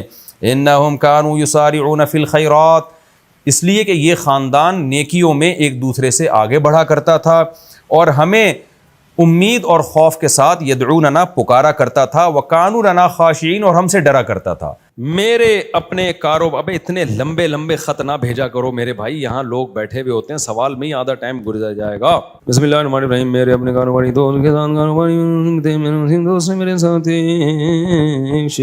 بہت لمبا سوال ہے، نہیں پڑھا جا رہا۔ میں امریکہ میں تھا، ایسی میرے پاس سوال آئے، میں نے پوری تجوید کے ساتھ پڑھا نا، انہوں نے کہا نہیں ویسے ہی پڑھیں جیسے انڈا بوڑھے پہ پڑھتے ہیں آپ، لوگوں کو اس کی عادت ہو گئی ہے۔ یہ سوال دفتر میں جمع کرا دیں، ریٹن میں اس کا جواب لکھ دیں گے۔ مفتی صاحب میری امی کا انتقال 23 اگست 2004 کو ہوا، دعا کروا، دل سے دعا ہے جی اللہ تعالیٰ آپ کی والدہ کی مغفرت فرمائے اور آپ سب کو صبر جمیل کی توفیق عطا فرمائے۔ میری امی کا انتقال جمعے کے دن ہوا اور امی نے 2 مرتبہ کلمہ بھی پڑھا تھا۔ وفات ہونے سے پہلے اس کی کیا فضیلت ہے؟ من کان آخر کلامہ لا الہ الا اللہ دخل الجنہ، نبی صلی اللہ علیہ وسلم نے فرمایا جس کا آخری کلام لا الہ الا اللہ تھا وہ جنت میں داخل ہوگا۔ لیکن بہرحال علماء نے اس حدیث کی تشریح میں لکھا ہے کہ اس سے وہ مراد ہے جو کبیرہ گناہوں سے بچتا ہو، تو اس طرح کی حدیثوں کا یہ مطلب ہوتا ہے۔ لیکن بہرحال حدیث کے ظاہری الفاظ یہی ہیں، اللہ کی رحمت سے امید لگائی جا سکتی ہے کہ شاید اللہ تعالیٰ، کیونکہ یہ بھی توفیق بھی ملنا بڑی بات ہے۔ موت کے وقت جو ہے نا اچھی حالت میں موت ہونا، یہ اللہ کی بہت بڑی نعمت ہے۔ اس سے پناہ مانگا کرو کہ فلم دیکھتے ہوئے یا کوئی الٹا کام کرتے ہوئے موت آ جائے، اس سے پناہ مانگا کرو اللہ تعالیٰ کی۔ الٹے کام پہ آپ لوگ بہت ہنس رہے ہو، تو جو ہے پناہ مانگا کرو اللہ تعالیٰ کی۔ تو کوئی اچھے کام پہ نماز پڑھتے ہوئے، روزہ رکھتے ہوئے، اما کے پاؤں دباتے ہوئے موت آئے نا ابا اما کے، تو یہ اچھی موت ہے۔ مفتی صاحب یہ ہو گیا میرے بھائی وفات اچھا میں اپنی والدہ سے بہت اٹیچ تھا. میری امی کینسر کی مریضہ تھیں, میں ان کی تمام دیکھ بھال کرتا تھا, کوئی نہیں تھا, مجھے ان کے آخری لمحات یاد آ رہے ہیں. تو یہ والدین کا ٹاپک ایسا ہے نا کہ یہ میرے سامنے چھیڑا ہی نہیں کرو, سمجھ رہے ہو. تو دیکھو یہ اب موت تو ہو گئی, لیکن آپ کے لیے بھی اچھی موت ہے کہ آپ نے والدہ کی خدمت کی آخری عمر میں. تو جب والدہ کی خدمت کی تو مرنا تو تھا ہی نا, تو کتنی اچھی موت ہو گئی کہ آپ کو خدمت کی توفیق مل گئی. خدا نخواستہ کوئی جھگڑا ہو جاتا, کوئی اونچ نیچ ہو جاتی, وہ ناراض چلی جاتی ہیں, آپ ساری زندگی ایک غم رہتا. تو جو کام ہو جائے نا اس پہ پھر نہیں غم کرنا چاہیے. اس میں شریعت نے کہا ہے جو ہوا بہتر ہوا, تو بچانے کی پوری کوشش کرنی چاہیے. لیکن موت ہو گئی تو اب اس پہ صبر کرو, بولے یار چلو اب خدمت کا موقع تو مل گیا نا. اسلام میں غم منانا, سوچ کے غمگین ہونا, اس کی کوئی فضیلت نہیں ہے. اسلام میں یہ کہ خوش رہنا سیکھو. ہاں اللہ کی طرف سے کوئی غم آ رہا ہے تو ایک الگ بات ہے. تو اسلام آپ کو غمزدہ دیکھنا پسند نہیں کرتا, اسلام آپ کو خوش رہنا. اسلام کہتا ہے بس ایک غم ہونا چاہیے, وہ کیا ہے؟ آخرت کا. اس کی شریعت میں فضیلت ہے, باقی اپنی زندگی وہ غم لیس بناؤ. آج ایک بندہ آیا, جیسے بعض خواتین آتی ہیں نا, شوہر بہت ٹینشن دے رہا ہوتا ہے, میں ان کو کہتا ہوں شوہر لیس ہو جاؤ فوراً, ٹینشن لینے کا نہیں. میں نے کہا شادی سکون کے لیے کی تھی نا, جب سکون ہی نہیں مل رہا تو میاں لیس, اس کو طلاق مانگو, اس سے کوئی بھی طریقہ اختیار کرو جان چھڑانے کا. تو کیونکہ بھائی اپنے سکون کے لیے کی ہے نا, ٹینشنوں کے لیے تھوڑی. ہاں تھوڑی بہت ٹینشن تو ہر گھر میں ہوتی ہے. اسی طرح ایک بندہ آیا, وہی چماٹ والا نا, ایک چماٹ لگایا تو بیوی نے 4 چماٹ لگا دیے. تو اور پتہ نہیں کیا کیا ہو رہا ہے. آپ لوگ کبھی میرے ساتھ خوشبو لگا کے آؤ, کبھی بیٹھو. اب ظاہر لوگوں کے راز فاش ہوتے ہیں, اس لیے میں یہ باتیں کرتا نہیں, اور میرا مقصد کسی کا مذاق اڑانا نہیں ہوتا. سب کے ساتھ ایسا ہو سکتا ہے, لیکن میں صرف بتا رہا ہوں کہ سوسائٹی مارکیٹ میں ہو, واٹس گوئنگ آن, مارکیٹ میں ہو کیا رہا ہے. تو ایسے موقع پہ پھر میں لوگوں کو ڈیورس کا مشورہ دے رہا ہوتا ہوں کہ بھائی جب اتنی نوبت ہے تو فارغ کرو میرے بھائی. پھر صبر کا فائدہ نہیں ہے ایسے موقع پہ, کیونکہ شادی سکون کے لیے کی جاتی ہے. تھوڑی بہت ٹینشنیں ہر گھر میں ہوتی ہیں, لیکن ٹینشنوں کی بھی ایک لمٹ ہوتی ہے. کچھ بھی نہیں سن رہی, اپنے آپ کو ماتحتی نہیں سمجھ رہی ہے, تمہیں اس نے خانسامہ بنایا ہوا ہے, اس کو سمجھانے کی ایک لمٹ ہوتی ہے. 6 مہینے اماں کے گھر بٹھا دو, شاید کچھ دن کے بعد ہدایت مل جائے, پھر بھی نہیں مل رہی تو بھائی تمیز سے علیحدگی اختیار کرو. تو وجہ اس کی ہے کہ اللہ نے ہمیں غمزدہ رہنے کے لیے پیدا بولو نہیں کیا. غم ایک ہی ہونا چاہیے, وہ کون سا ہے؟ آخرت. تو خوش رہنا چاہیے انسان کو. اللہ کو خوش لوگ کیا ہیں؟ پسند ہیں. نبی حضرت ابو ہریرہ نے فرمایا کہ نبی صلی اللہ علیہ وسلم نے جب بھی مجھے دیکھا ہے زندگی میں, کبھی ایسا نہیں ہو کہ آپ نے مجھے دیکھا اور مسکرائے نہ ہو. حالانکہ نبی کا غم سب سے بڑا غم تھا نا, امت کی فکر تھی, لیکن اپنے ساتھیوں کے ساتھ ایٹیٹیوڈ کیا تھا آپ کا؟ جب بھی دیکھتے مسکراتے. اور ہم لوگ کیا ہیں, جب بھی دیکھو ایسا لگتا ہے کوئی نیا ٹینشن چل رہی ہے اس کے ساتھ, نئی ٹینشن چل رہی ہے. خوش رہنا سیکھنا چاہیے, سمجھ رہے ہو, مسکراتے چہرے سے ملا کرو, ٹینشن فری. امریکہ میں $10 کی ایک چھولے کی پلیٹ ملتی ہے صبح ناشتے میں نا, پراٹھے کے ساتھ, جو لوکل ہوٹل, جو پاکستانی کے ہوٹل. $10 کا مطلب پتہ ہے کیا؟ 2750. اب مہنگائی وہاں ہے میرے بھائی, یہاں نہیں ہے. یہاں تو چھولے کی پلیٹ فری میں آ رہی ہوتی ہے, پراٹھا خریدو بعض دفعہ ویسی فری میں ڈال کے دے دیتا ہے. آپ ڈالر پہ ترس رہے ہو, تو وہاں خرچہ بھی تو ڈالر میں ہی ہو رہا ہے, سمجھ رہے ہو. تو اس لیے پاکستانی کرنسی میں اگر کما رہے ہو تو کھا بھی کس میں رہے ہو اسی میں. وہاں جاؤ گے تو ڈالر میں کماؤ گے تو کھاؤ گی بھی کس میں. میں جاپان میں جو فاسٹ ٹرین میں بیٹھا ہوں نا, میں یہ زوم آپ کرو انجوائے, اس کا ٹکٹ پتہ ہے کتنے کا تھا؟ جب مجھے پتا چلا میرے ہوش اڑ گئے. میں نے کہا ٹانگا گدھا ٹرکشا صحیح ہے میرے بھائی, یہ بس دکھانے کے ہیں. لوگوں کی جائیدادیں بک جاتی ہیں ان ٹرینوں میں, بہت لگژری لوگوں کا کام ہے وہ, بس وہ ڈرائیور ہی بیٹھے اس میں. پھر لوگ اس پہ خوش ہوتے ہیں, ہم ٹیکس دے رہے ہیں لیکن علاج ہمارا فری میں ہے, بچوں کی تعلیم ہماری فری میں. فری میں کہاں ہے؟ 43% تنخواہ کاٹ لی تم سے انہوں نے, اب تمہیں فری میں تھوڑی دے رہے ہیں. آپ کی گورنمنٹ یہاں جتنی مرضی کرپٹ ہے, میں کوئی یہ نہیں کہہ رہا بہت نیک گورنمنٹ, جیسی مرضی ہے, اتنا ٹیکس نہیں ہے میرے بھائی. تنخواہ پوری آ رہی ہے آپ کے پاس, تو اس میں آپ اپنے بچوں کی فیس بھر لیتے ہو, وہ اتنی نہیں ہوتی, 43% نہیں ہوتی, وہ سمجھتے ہو, آپ کے سارے خرچے نکل رہے ہوتے ہیں. نہیں آ رہی میرا خیال ہے بات. اور پھر زکاتیں بھی لوگ دے رہے ہوتے ہیں, تھوڑے سے گھننے بن جاؤ, اگلا پوری جائیداد نکال کے دے دیتا ہے. یہاں تھوڑا سا گھننا بننا آنا چاہیے, بس یہاں پریکٹس کرو تھوڑی سی. تو اس لیے اتنا ٹینشن والا بات نہیں. ہم کیوں وہاں جا کے فوراً واپس آتے ہیں؟ مزہ ہمیں کہاں آتا ہے؟ بہت اچھے کنٹری ہیں, امریکہ بہت اچھا ہے, جاپان بہت اچھا ہے, مزہ ہمیں کراچی میں ہی آتا ہے. اور یہ جو میں نے ابھی بیان میں کہا نا کہ خاموش, بالکل خاموش, یہ 4 دن خاموشی اچھی لگتی ہے, اس کے بعد کاٹنے لگتی ہے. یہاں ریلیشن ہے, آبادی ہے, ایک بندہ پنجاب والا ملے گا, ایک پشتو والا ملے گا, ایک بلوچی ملے گا, ایک فلانا, ایک میکینک ملے گا, ایک فلانا ملے گا, ایک ڈاکٹر ملے گا, ایک سائنٹسٹ ملے گا, ایک سیاستدان ملے گا. ہر آدمی ہوٹل میں بیٹھ کے ایسے لگے گا یہاں سارے ہی پہنچے ہوئے لوگ ہیں, گپ شپ کا ماحول ہے. یہ سب کچھ وہاں پر نہیں ہے. خاموشی خاموشی خاموشی. ابے 4 دن تک خاموشی اچھی لگتی ہے, اس کے بعد میں نے کہا یار کوئی تھڑے نہیں ہے یہاں پہ, کوئی تھڑے ہوں یہاں پہ, کوئی بیٹھے ہوئے ہوں, کوئی بیٹھک ہو, کوئی گپ شپ ہو نا, ختم. تو ایک رشتے داروں میں ہوتی ہے وہ بھی رشتے بھی کیا ہو رہے ہیں, ختم ہوتے جا رہے ہیں, وہ بھی شارٹ ہوتے جا رہے ہیں. تو بس ہر آدمی انڈیویجولی لائف گزار رہا ہے, تو ایسے تھوڑی, تو ایسے تو زندگی کا سکون تھوڑی ملے گا. تو بہت سی چیزیں ہمارے یہاں پازیٹیو ہیں میرے بھائی. بس دعا کرو ہمارے یہاں صفائی ہو جائے اور لا کچھ قانون مضبوط ہو جائے, تو ہم ان سے اب بہت آگے ہیں. یہ 2 ہی چیزیں نہیں ہیں, اور یہ 2 ہی انہوں نے بیڑا غرق کیا ہوا ہے ہمارا. لیکن جب وہ تو بیڑا گورنمنٹ نے غرق کیا ہوا ہے نا, ہم تو خوش رہنے پر اللہ نے ہمیں پابندی نہیں لگائی.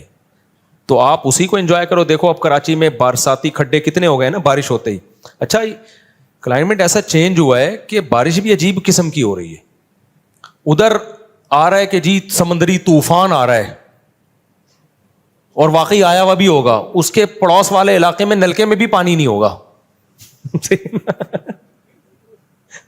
وہ کہہ رہے ہم تو سمجھ رہے تھے پورا طوفان آ رہا ہے, پانی پانی ہو رہی, تھے نلکے میں بھی پانی نہیں ہے. عجیب کراچی کا وہ, یعنی بارش ایسے ہو رہی ہے انڈا موڑ پہ ہو رہی ہے, کلندری چوک پہ نہیں ہو رہی. عجیب ہی سیٹ اپ چل رہا ہے. تو انجوائے کرو اس کو. تو وہ دیکھو کتنے کھڈے ہیں نا, وہ ٹک ٹاکر نے کیسا انجوائے کیا کراچی میں بارش میں. جو کھڈے اتنے بات پہ آپ کو چھلانگے مار کے, تو وہ اس نے اولمپک کی تیاری کر رہے ہیں نا گھر میں, لمبی لمبی چھلانگے مار رہے ہیں. ماں نے پوچھا اولمپک کی, کہہ رہے بعد میں پتا چلا یہ کراچی کے کھڈوں کو کراس کرنے کی ٹریننگ لے رہا ہے. میں نے کہا چلو اتنی ٹینشن میں اس نے. تو اس لیے جس حد تک ممکن ہے خوش رہنے کی کوشش کیا کرو. اللہ کو غمزدہ لوگ پسند نہیں ہیں, ہر وقت دکھڑے, یہ ہو رہا ہے, فلانا ہو رہا ہے, ڈمکانا ہو رہا ہے. اور اللہ کو خوش لوگ پسند ہے. ہاں دکھ صرف ایک ہونا چاہیے, وہ کیا ہے بھائی, آخرت میں پتہ نہیں کیا بنے گا. اس کے علاوہ اللہ نہیں چاہتے کوئی دکھ ہو آپ کو. دوسری بات یہ کہ گھروں کے جھگڑوں کو بھی بڑھایا مت کرو. گھروں کے جھگڑوں کو, ہمارے ایک دوست تھے سفر میں, ان کا اپنی بیوی سے پھڈا ہو گیا فون پہ, طبیعت سے چل رہی ہے نا, تیری ایسی کی تیسی. وہ ادھر سے اس کو جواب آ رہا ہے, طبیعت سے پھڈا ہوا ان کا. اور اپنے دوستوں کو بھی بتا رہے ہیں میری بیگم نے یہ. ظاہر ہے سب کے سامنے ہو رہا ہے تو پتہ چلے گا نا دوستوں کو کہ یار کیا ہو گیا. بے یار میرا تیری بھابھی نے دماغ خراب کر کے رکھا ہوا ہے یار, یہ ہے ایسا نا. آدھے گھنٹے کے بعد نارمل بیٹھے ہوئے, چائے چل رہی ہے, گپ شپ چل رہی ہے گھر میں. بیگم اور بیگم, وہ میں آ رہا ہوں پرسوں. وہ دوست نے پوچھا ابے آدھے گھنٹے پہلے تو ایسا لگ رہا تھا کہ طلاق ہو جائے گی تم دونوں میں, ابھی تھوڑی دیر میں ایسا لگ رہا ہے کہ کوئی مسئلہ ہی نہیں ہے. تو اس نے کہا یار میری عادت ہے 15-20 منٹ کے بعد پھڈے کو میں بھول جاتا ہوں. فنش. واقعی یہ جن لوگوں کی عادت ہو نا وہی خوش رہ سکتے ہیں اس زمانے میں. اور جو ناک پہ مکھی بٹھا کے رکھتے ہیں نا, اور دل میں لے کے بیٹھ گئے اس نے یہ کیوں بولا تھا. ابے بھائی جو بولا تھا بول دیا, ختم کر. جب سنا دیا اس نے بھی سنا دی, اس نے بھی سنا دی, ختم, قصہ ختم. چلو بھائی دوبارہ سے جیسے انجوائے کرو لائف. اور لوگ کہتے ہیں بھی تنبیہ تو ہوئی نہیں. نہ جب یہ پھڈا ہوتا ہے نا اگلے کو خود تھوڑی سی تنبیہ ہو جاتی ہے. آئندہ وہ بولنے سے پہلے اس کو بھی پتا ہے, آپ کو بھی پتا ہے کہ میں یہ بولوں گا اس کی دکھتی رکھ پہ پاؤں رکھ دوں گا میں.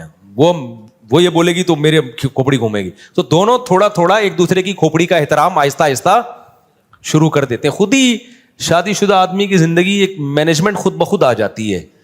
تو اگر آپ جو دل میں لے کے بیٹھ گئے, اس نے میرے کو یہ بولا تھا, اس نے یوں کر دیا تھا, اس نے, یار تمہیں ایک واقعہ سناتا ہوں اس سے بس پھر میں بس آپ لوگ سے 2-4 سوال لے کے بیان ختم کرتا ہوں. اس سے بڑا کیا یعنی ایک طرح سے ظلم ہوگا کہ سیدہ عائشہ رضی اللہ تعالی عنہا پر جب تہمت لگی ہے نا, منافقین نے جھوٹی تہمت لگائی, اس میں حضرت مصطح رضی اللہ تعالیٰ عنہ جو صحابی رسول ہیں وہ بھی اس پروپیگنڈے کا شکار ہو گئے تھے. وہ بھی منافقین کی باتوں میں آ گئے, اور انہوں نے بھی حضرت عائشہ کے بارے میں یہ منافقین سے سن کے الفاظ کہے. حضرت عائشہ بیٹی کس کی ہیں؟ ابو بکر کی. آپ بتاؤ غیرت مند آدمی کو کتنا غصہ آئے گا نا. حضرت ابو بکر حضرت مصطح کے ساتھ مالی تعاون بہت زیادہ کیا کرتے تھے کیونکہ رشتہ دار بھی تھے اور غریب بھی تھے. جب حضرت ابو بکر کو پتا چلا نا میری بیٹی کے بارے میں انہوں نے یہ الفاظ کہے ہیں, تو حضرت ابو بکر نے قسم اٹھائی کہ آج کے بعد 1 روپیہ نہیں دوں گا, یعنی میں خرچ کر رہا ہوں ان پہ اور میری بیٹی پہ یہ بھی تہمت میں شریک ہو گئے. بعد میں جب قرآن کی آیتیں نازل ہوئیں, حضرت مستح نے توبہ کی اور بہت گڑ گڑائے اللہ کے سامنے, توبہ کی. لیکن ابو بکر رضی اللہ تعالیٰ عنہ قسم اٹھا چکے تھے ان پہ میں خرچ نہیں کروں گا, میں نہیں خرچ کروں گا ان کے اوپر. لہذا انہوں نے کہ بھائی ٹھیک ہے آپ نے توبہ کر لی, لیکن یہ ہلکا جرم تو نہیں ہے نا. کتنی بڑی شخصیت بھائی, سیدہ عائشہ نبی کی زوجہ بھی ہیں اور ابو بکر کی بیٹی بھی ہیں. تو نبی نے بھی معاف کر دیا ان کو. کتنا بڑا ظرف یار, بھائی جب گڑ گڑا لیے, توبہ کر لی ہے تو معاف کر دیا. کیونکہ نبی کے سامنے بڑا ویژن ہے نا. جو چھوٹے یعنی گھروں میں چھوٹے چھوٹے جھگڑوں کو لے کے لمبے چلتے ہیں نا, وہ دنیا میں کوئی بڑا کام نہیں کر سکتے, وہ بس انہی میں الجھ کے رہ جاتے ہیں. تو نبی صلی اللہ علیہ وسلم نے تو معاف کیا ہی, ابو بکر نے معاف نہیں کیا. انہوں نے کہا ٹھیک ہے میں کوئی انتقام نہیں لے رہا, لیکن جیسے میں پہلے خرچ کرتا تھا نہیں کروں گا خرچ. سورہ نور کی آیتیں نازل ہوئیں, وَلَا يَأْتَلِ أُولُو الْفَضْلِ مِنْكُمْ وَالسَّعَةِ أَنْ يُؤْتُوا أُولِي الْقُرْبَى وَالْيَتَامَى وَالْمَسَاكِينَ. فرمایا اللہ تعالیٰ نے کہ تم میں جو قرابت دار ہیں تو جن لوگوں نے ان پہ خرچ نہ کرنے کی قسم اٹھائی ہوئی ہے وہ اپنی قسموں کو توڑ دیں. الا تحبون ان یغفر اللہ لکم, کیا تم چاہتے نہیں ہو کہ اللہ تمہاری غلطیوں کو بھی معاف کرے. یعنی تم یہ چاہتے ہو نا کہ اللہ تمہاری غلطیوں کو بھی معاف کرے. یہ کس کو تنبیہ ہو رہی تھی؟ ابو بکر کو. اللہ نے نام نہیں لیا. اللہ میاں بھی کیسی دیکھو نصیحتیں کرتے ہیں نا, عزت کا خیال کر کے جنرلی بتا رہے ہوتے ہیں کہ کوئی کسی رشتہ دار پہ خرچ کرتا تھا اور قسم اٹھا لی ہے کہ نہیں کروں گا, تو وہ قسم توڑ دے اور خرچ کرنا شروع کر دے, معاف کر دے. وَلْيَعْفُوا وَلْيَصْفَحُوا, چشم پوشی سے کام لیں, درگزر کرے. الا تحبون ان یغفر اللہ لکم, کیا تم نہیں چاہتے کہ اللہ بھی تمہاری غلطیوں کو معاف کرے. جب یہ آیت نازل ہوئی ہے ابو بکر نے کہا کیوں نہیں ہے اللہ, میں چاہتا ہوں تو میری غلطیاں معاف کر. یعنی اگر میں ان کو معاف کروں گا تو کل تو قیامت میں میری غلطیاں بھی معاف کرے گا, تو کیوں نہیں معاف کروں گا میں. کتنی بڑی غلطی کو معاف بھی کیا اور دوبارہ حضرت مستح کو پر صدقہ کرنا شروع کر دی. تو جو آدمی معاف نہیں کرتا نا, بغض رکھتا ہے, وہ ڈپریشن اور ٹینشن میں رہتا ہے. اور جو دماغ کو صاف اور پاک کر کے سوتا ہے کہ یار جو تھا قصہ ختم, تو وہ ڈپریشن سے آزاد ہوتا ہے. تو ہم لوگ جھگڑوں کو لے کے بیٹھے رہتے ہیں اتنے لمبے لمبے, کس نے میرے کو یہ بولا تھا, اس نے میرے کو یہ بولا تھا, اس نے مجھے یوں کیا تھا. ابے چھوڑ دے یار, ٹھیک ہے اپنے آپ کو بھی ریلیکس کر, دوسرے کو بھی ٹینشن سے باہر نکال. تو اس لیے میرے بھائی خوش رہنا سیکھو, اور جس آدمی کے دل میں کینہ ہو, بغض ہو, چیزوں کو لے کے بیٹھتا ہو, وہ کبھی بھی خوش نہیں رہ سکتا, جلتا کڑتا ہی رہتا ہے, منفی باتیں ہی کرتا رہتا ہے. تو دل کو صاف رکھنا چاہیے انسان کو, تاکہ آگے چلے, پھر وہ آگے کے کام کر سکے. انہی میں الجھ کے رہ جائے گا نا. ایک کسٹمر نے یوں کر دیا تھا تو اس کو سنا دی, وہ کسٹمر ہی مارکیٹ سے شارٹ ہو گیا, کاروبار اپنا ٹھپ ہو گیا.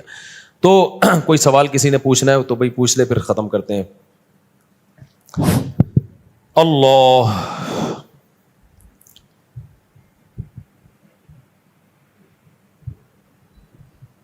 یہ جو میں نے اپنا قصہ سنایا تھا نا اپنے والد صاحب کا, اس پہ لوگوں نے بڑے کلپ چلائے, امریکہ تک میں پھیل گیا. نہیں, میں نے کہا تھا میرے والد صاحب سے تھوڑی میں نے اونچی آواز میں بات کی, آج کے بیان سے متعلق ہے یہ.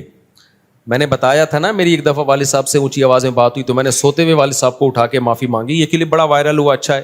اس میں ایک بات میں بتانا بھول گیا تھا, جب کلپ وائرل ہو ہی گیا, ایک منٹ بیٹا, یہ عمل میں نے اپنے بڑے بھائی کو دیکھا تھا یہ کرتے ہوئے. میرے بڑے بھائی کے ساتھ اس طرح والد صاحب نے ایک دفعہ ہاتھ بات اٹھایا تھا ان کے اوپر, تو شاید ان کی زبان اڑ گئی تھی. تو میں نے اپنے بڑے بھائی کو دیکھا کہ انہوں نے جا کے والد صاحب سے معافی مانگی. تو یہ میں بتا رہا تھا نا کہ جو چیز دیکھتا ہے انسان وہ سیکھتا ہے. تو مجھے اپنے بڑے بھائی کا یہ عمل میرے دماغ میں انسٹال ہو گیا تھا کہ یار اگر بڑوں سے کبھی ایسا ہو بھی جائے تو معافی مانگی جاتی ہے. تو اس لیے میں کہتا ہوں کہ اپنے ماں باپ کی خدمت اپنے بچوں کے سامنے کر لو, تاکہ تمہارے بچوں کو پتہ چلے کہ انہوں نے بھی تمہیں بڑھاپے میں سنبھالنا ہے. سمجھتے ہو گے نہیں سمجھتے؟ اپنی ماں کی خدمت اپنے بچوں کے سامنے کر لو, تاکہ بچوں کو پتہ چلے کہ جو تمہاری بیٹیاں ان کو پتہ چلے کہ بھائی ہم نے بھی اپنی ماؤں کو بڑھاپے میں سنبھالنا ہے. چلو بھائی ڈبل. السلام علیکم. وعلیکم السلام. مفتی صاحب ہم آپ سے بہت محبت کرتے ہیں. سبحان اللہ. مفتی صاحب میرا سوال یہ ہے کہ انجینئر مرزا آپ کے خلاف فیس بک پہ یوٹیوب پہ باتیں کرتا رہتا ہے, ہم سے بالکل برداشت نہیں ہوتا ہے. ہم آپ سے بہت محبت کرتے ہیں اور اس کو کوئی ایسے कोई बात समझाओ इसको, कोई ऐसे पैगाम दो ताकि वो ऐसे आपके खिलाफ बात नहीं करे, हमारे से बिल्कुल बर्दाश्त नहीं होता। देखो ये जो इंजीनियर की बात है ना, ये मेरे खिलाफ, मैं तो एक शख्सियत हूँ, हमारे खिलाफ तो बहुत से लोग बोलते हैं, और तो बोलें कोई वो भी नहीं है, हम कोई दूध से धुले हुए नहीं है, लेकिन बात उलमा की है, हमारी नहीं है। बात ये कि उलमा के खिलाफ जहन साजी हो रही है, लोग उलमा से कट गए ना तो बंद गली में आके खड़े हो जाएंगे, कहीं के भी नहीं रहेंगे। तो जी साहब, मेरा सवाल ये था कि बाइक वाले से हेल्प जो मांगते हैं हम, तो ये भी सवाल में आता है? बिल्कुल आता है सवाल में। बाइक वाले से क्यों हेल्प मांग रहे हो? रक्शे चल रहे हैं, टैक्सियां चल रही हैं, चिंचियां, बाइकियां भी है। या तो इतने गरीब हो कि बटवा छिन गया, रोड पे खड़े हुए हो, ना चिंची के पैसे हैं, ना रक्शे के पैसे हैं, ना बस का किराया है, मजबूर हो गए, इतना लंबा पैदल चल के भी नहीं जा सकते, फिर बाइक वाले को बोल दो यार मुझे थोड़ा वहां तक छोड़ दे। तो जब तक जेब में पैसे हैं और रक्शे के, चिंची के, किसी से लिफ्ट नहीं लिया करो, गैर अखलाकी हरकत है ये। अस्सलाम वालेकुम। और एक अहम बात चल पड़ी है, जब सफर पे जा रहे हो ना, अपना सामान दूसरे को ना पहनाया करो कि मैं 2 बैग ले आया हूं, एक आप पकड़ लें। वजह उसकी ये है कि बहुत से लोग सफर में ज्यादा सामान उठाने के कायल नहीं होते, वो सफर में अपने ऊपर टेंशन बर्दाश्त कर लेते हैं, लेकिन हल्का बैग लेके जाते हैं। दूसरा क्या करता है कि मेरे पास दुगना बैग है तो चलो भाई, वो हल्का लाया इसलिए कि ताकि उसको बैग ना उठाना पड़े, आप उसको पहना रहे हो अपना बैग।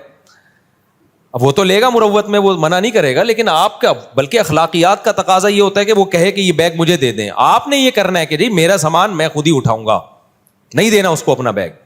तो जितना बैग उठाने की आप में ताकत हो ना, सफर में उतने ही बैग लेके चला करो। बाज लोग क्या करते हैं, 4 बैग उठा लिए तो कोई बात नहीं, सफर में साथी जिनके पास कम बैग होंगे वो खुद ही अखलाक और मुरव्वत में हमारा बैग भी उठा लेंगे। बहुत बेशर्मी की बात है, बदतमीजी की बात है। इसी तरह अपने बूढ़े माँ बाप को हज पे भेज देते हैं कि हाजी लोग खुद ही संभाल लेंगे। वो हाजी तो मजबूरी में संभालता है, लेकिन यार बुरी हरकत है ये। अपने माँ बाप को खुद ही संभालो आप, अगर नहीं ले जा सकते तो मत हज कराओ उनको। आप, मैंने देखा ही है, बूढ़ी अम्मा को भेज दिया, अब सारे हाजी बेचारे उनकी माँ को संभाल रहे हैं। यार इस बेचारी का क्या होगा, नहीं संभालें तो ज़मीर मलामत करता है। तो भाई अपनी टेंशन क्यों दूसरे को पहनाते हो आप? ये बेशर्मी की बातें।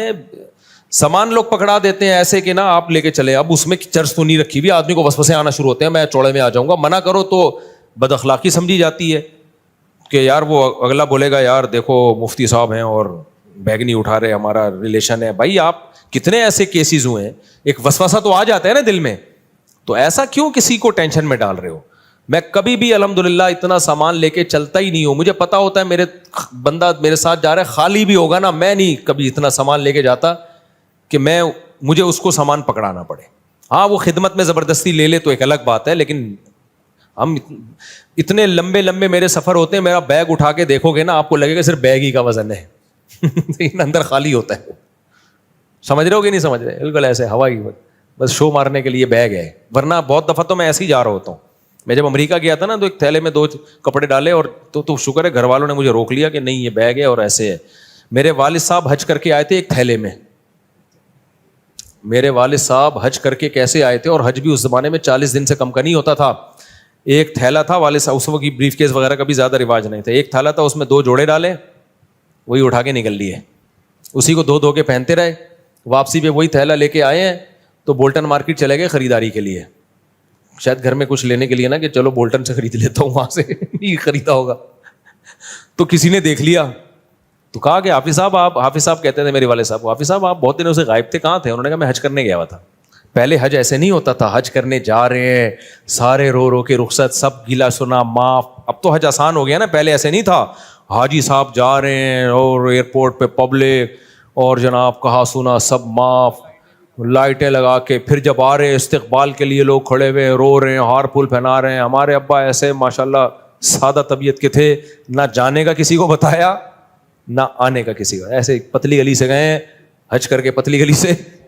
हल्के रहो, ये मैं शो मारने के लिए नहीं बता रहा, ना दूसरे को टेंशन दो और ना खुद टेंशन लो, हंसी खुशी जिंदगी गुजारो। अस्सलाम वालेकुम। मुफ्ती साहब सवाल ये है कि ना इस्लाम अखलाकियात की तालीम देता है, तो ऐसी कौन सी इम्तियाजी जो तालीमात है जो हमें दूसरे मज़ाहिब से अलग करती हैं, या वो लोग जो मज़हब को नहीं मानते तो उनके नज़दीक भी अखलाकियात वही हैं जो इस्लाम के नज़दीक? देखो कुछ चीज़ें तो उनके नज़दीक और मुसलमानों के नज़दीक एक ही है। मुस्कुरा के बात करना हदीस में आता है सदका है, तो गोरा भी मुस्कुरा के बात करता है इस्लाम में, तो ये इस्लाम की तालीमात गोरे भी, यानी वो कौन सी चीज़ें, इनका सवाल ये है कि जो इस्लाम को दूसरों से मुमताज़ करती हैं।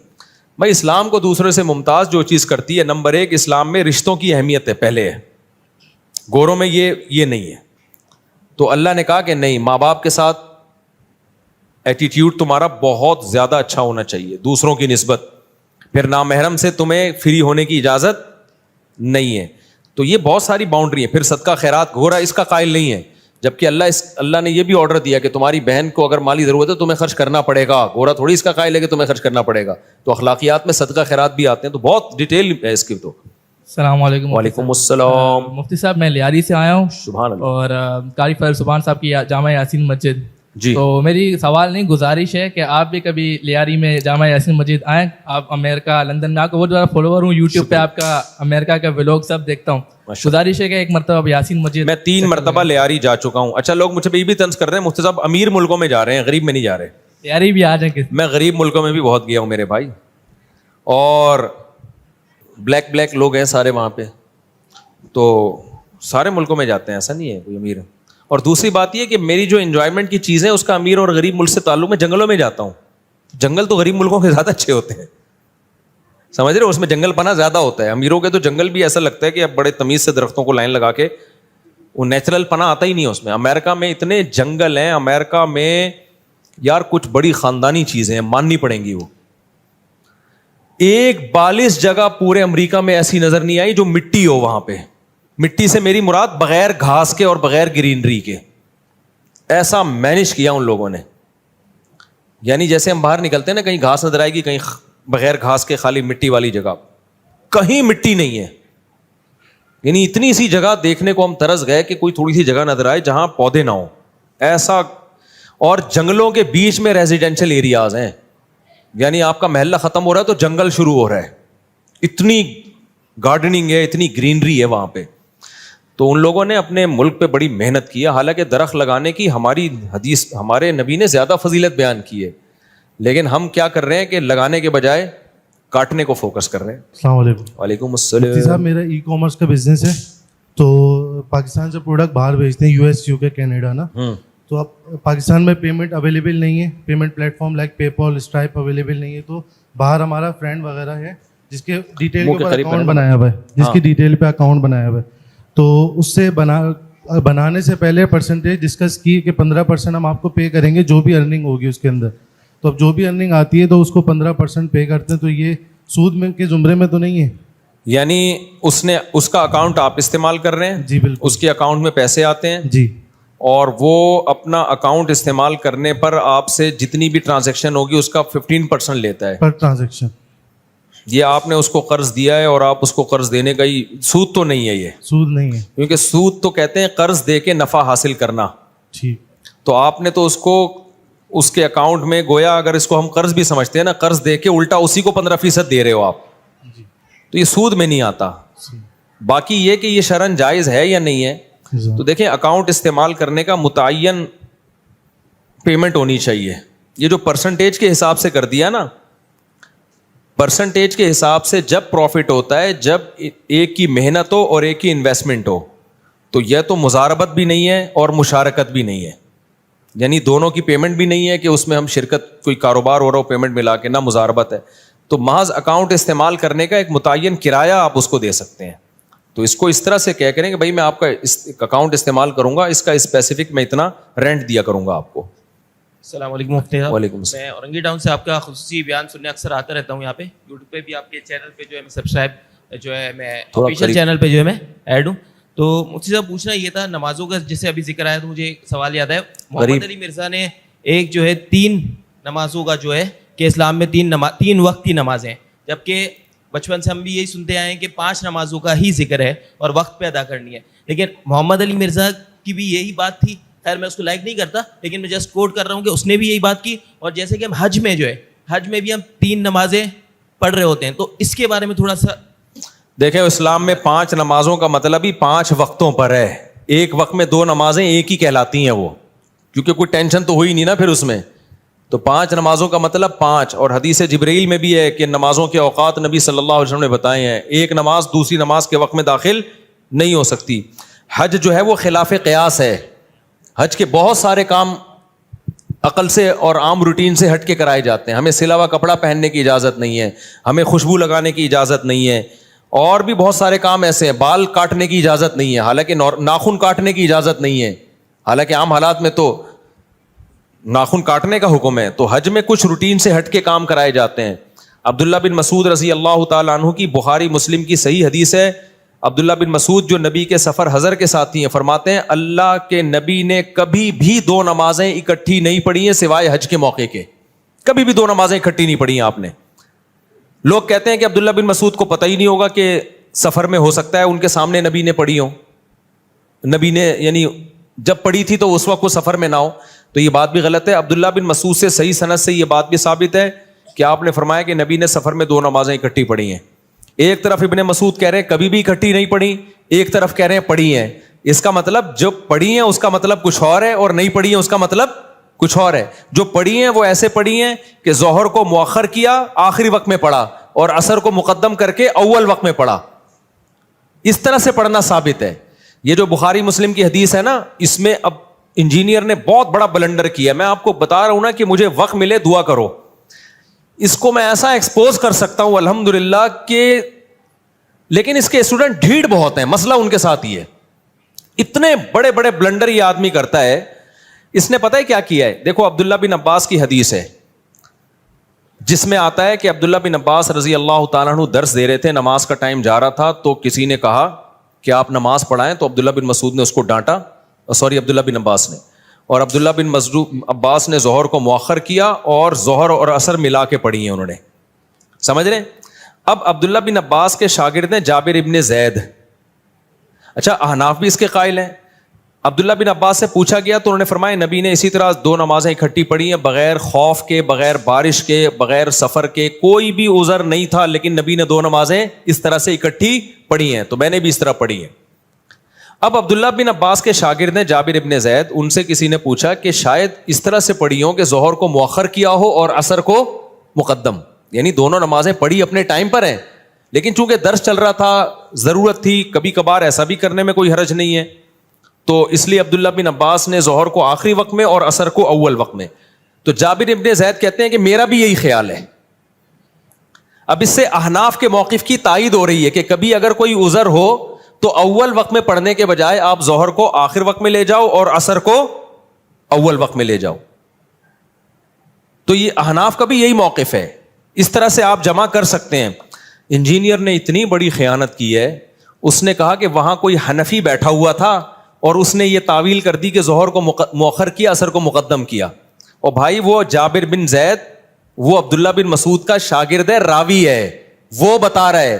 تو میں انجینئر کے اندھے مقلدوں سے پوچھتا ہوں, عبداللہ بن عباس کی ایک حدیث کا مطلب وہ ہے جو ان کے شاگرد بتا رہے ہیں, اور ایک مطلب وہ ہے جو جہلم میں 15ویں صدی کا بندہ بیٹھ کے بتا رہا ہے.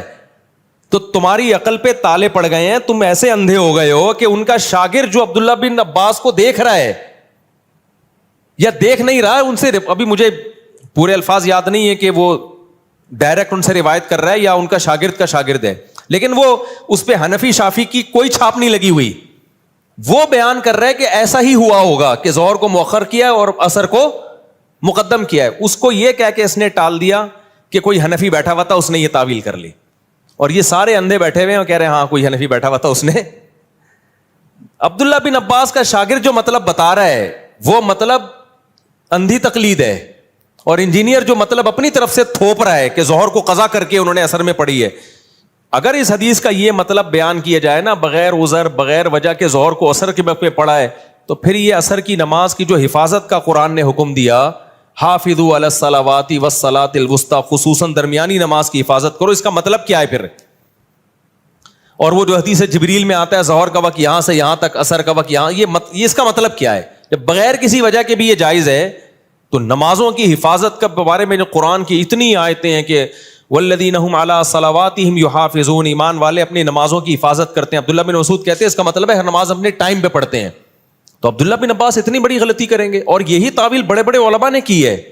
اہل حدیث علامہ شوکانی اہل حدیث عالم ہیں, انہوں نے یہی مطلب بیان کیا کہ ظہر کو مقدم کیا تھا اور عصر کو, ظہر کو مؤخر کیا اور عصر کو مقدم کیا, نمازیں اپنے ٹائم پہ ہی پڑھی ہیں.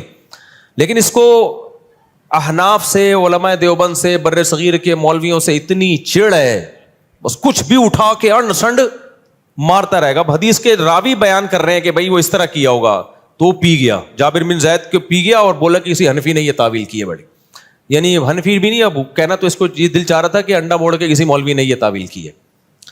تو لیکن سامنے بیٹھے ہوئے کہہ رہے یار بات جب بھی کرتا ہے ریفرنس سے کرتا ہے, بات جب بھی کرتا ہے, ابے ریفرنس اتنا بڑے دھاندلیاں ترجمے میں مار رہا ہے, تو بتاتا کیوں نہیں ہے کہ جابر بن زید یہ بتا رہے ہیں کہ ظہر کو مؤخر کیا اور عصر کو مقدم کیا. عبداللہ بن عباس کے شاگرد یہ بتا رہے ہیں کہ قضا نہیں کی ہے انہوں نے نماز کا. تو یہ کبھی خوشبو لگا کے انشاءاللہ سوچ رہا ہوں یا تو دوبارہ جہلم چلا جاؤں میں. السلام علیکم. میں انجینئر سے ایک گزارش کرتا ہوں بس, کیونکہ یہ بار بار ٹاپک آتا ہے, مجھے ایک دفعہ اپنے سامنے بیٹھنے دے. میں مناظرہ نہیں کروں گا, میں جیسے آپ نے ہر ایک کو سوال کرنے کی اجازت دی ہے, میں بھی آپ سے ایک طالب علم بن کے آؤں گا, اسٹوڈنٹ کی حیثیت سے, بہت ادب سے, بہت تمیز سے, کوئی جھگڑا نہیں, کوئی پھڈا نہیں, ایسے بیٹھوں گا آپ کی خدمت میں, آپ کے چرنوں میں, آپ کے پاؤں میں, آپ سے سوال پوچھوں گا, آپ نے یہ جو حدیث پڑھی تھی اس دن, اس کا جو ترجمہ کیا تھا, یہ کون سی کتاب میں لکھا ہوا ہے یہ والا ترجمہ, سمجھ رہے ہیں؟ آپ نے جو یہ کہا تھا کہ کسی نے بھی اس حدیث کو صحیح قرار نہیں دیا, تو یہ آپ کو خواب آیا تھا, یہ کسی بزرگ نے کوئی الہام ہوا تھا, فلاں فلاں نے اس کو صحیح قرار دیا ہے, آپ نے کیسے پھینک دی؟ آپ نے جو اس دن یہ کلپ میں فرمایا تھا کہ یہ علماء دیوبند کا گڑھا ہوا عقیدہ ہے, تو یہ تو ہزاروں سال سے یہ عقیدہ چلا آ رہا ہے, تو گڑھا ہوا تو وہ چیز ہوتی ہے جو ایجاد کی ہو, تو یہ آپ نے کیسے بہت لمبی, یعنی بہت تمیز سے نا, پھینکنا کا لفظ استعمال کروں گا کہ اتنے سوالات ہیں نا, بے ہوش نہ ہو جائے نا, میرا نام بدل دینا, بھاگ جائے گا. وہ پتہ ہے کیا کہتا ہے, کلپ بازی کرو. تو کلپ بازی میں پھر یہ ہوتا ہے کہ وہ ایک لمبی بحث چلتی ہے نہ ختم ہونے والی, پھر اس کے بہت سارے, ابھی دیکھو نا کلپ بازی ہوئی ہے نا عدالتی خلا پہ, میں نے اتنا مدلل ریکارڈ کروایا, مان لیا اس نے, ایسا پی گیا, ایسا گھما دیا, اس کے اسٹوڈنٹ بھی کہہ رہے ہیں ہاں اس نے تو یہ دعویٰ ہی نہیں کیا. تو اس میں خیانت آسان ہوتی ہے, جب فیس ٹو فیس بیٹھ کے بات ہوتی ہے نا تو پھر بھاگنا بہت مشکل ہوتا ہے. اب یہ عبداللہ بن عباس والی حدیث جو ہے, جابر بن زید کہتے ہیں کہ عبداللہ بن عباس وہ کہتے ہیں میرا خیال یہی ہے کہ ظہر کو مقدم کیا تھا, عصر کو, ظہر کو مؤخر کیا تھا, عصر کو مقدم. فوراً انجینئر نے کیا کہہ دیا, کوئی حنفی نے یہ بول دیا ہے. تو میں جب سامنے بیٹھا ہوتا میں کہتا ہے kindly excuse me sir please, ہم اسکول میں تھے نا, ایکسکیوز می, ایسے اپنی مس کو جب ہم نے کو پوچھنا ہوتا تھا نا, میس, ایسے ہم وہ دیکھا 50-50 میس, میں کہتا سر پلیز, پھر میں کہتا سر یہ حنفی کا الزام غلط ہے اس کے اوپر, یہ عبداللہ بن عباس کا شاگرد ہے یہ, اور نسائی میں تو خود عبداللہ بن عباس سے منقول ہے یہ, لیکن چلو اس میں اضطراب ہے, اس میں بعض لوگ کہتے ہیں عبداللہ بن عباس کی طرف اس قول کی نسبت درست نہیں ہے. تو ایسے ایسے بلنڈر ہیں, لیکن اپنے یعنی بالنگ بھی خود ہی, بیٹنگ بھی خود ہی, اور امپائر بھی خود ہی. ایسے میچ میں جیتنا, وہ شعر یاد کر لو بس, ہم کو دیکھ کے شرماؤ تو شرمانے کی داد بھی دیں. شاعر اپنی محبوبہ سے کہہ رہے تم ہر وقت شرماتی رہتی ہو نا, یہ کوئی شرمانا کوئی یہ اٹریکشن کا ذریعہ نہیں ہے. ہم کو دیکھ کے شرماؤ تو شرمانے کی داد بھی دیں, آئینے میں دیکھ کے خود کو شرمانے سے کیا ہوگا. یعنی تم آئینے میں کھڑے ہو کر اپنے آپ کو دیکھ کے ہی شرماتی رہتی ہو, وہاں تعریف کرنے والا کوئی بھی نہیں ہے. تو اپنے ہی منہ میاں مٹھو بننا بہت آسان ہوتا ہے. کبھی خوشبو لگا کے آپ انڈا موڑ آؤ, ہمارے سامنے بیٹھ جاؤ یا ہمیں اپنے سامنے بیٹھنے دو, پھر ہم دیکھیں گے ان دلوں میں تیل کتنا ہے, کتنا علمی کتابی ہے ایک شخص, لیکن ایسا ہوتا نہیں ہے, کیا کریں. وعلیکم سب دو سوال ہے. ایک تو یہ کہ صف میں نماز پڑھنے, اس طرح اگر آگے والی صف نہیں بھری ہوئی ہو, دائیں یا بائیں جگہ رہ گئی ہو, ایک یا دو بندوں کی صحیح, خاص طور پہ ان مساجد میں جہاں پہ صفیں بہت لمبی ہوتی ہیں جی, اور اس میں نئی صف میں کھڑے ہو جانے سے کیا نماز بالکل نہیں ہوتی ہے, یا یہ کہ نماز ہو جاتی ہے. مسجد میں جہاں بھی کھڑے ہو کر اقتدا کرو گے نماز ہو جائے گی, لیکن صف میں خلا کا گناہ ملے گا. امام یہاں کھڑا ہوا ہے, آپ ادھر کونے میں بھی اقتدا کر لو گے نا, نماز ہو جائے گی, لیکن گناہ ہوگا آپ کو. اور سب دوسرا سوال یہ ہے کہ جس طرح سے بات کی جاتی ہے کہ ریاست کے ساتھ جو ہے نا وہ ایک تعمیری رویہ ہونا چاہیے, مطلب بغاوت کا یا جھگڑے کا, فساد کا نہیں ہونا چاہیے. جی, البتہ احتجاج کرنے کا حق ہے.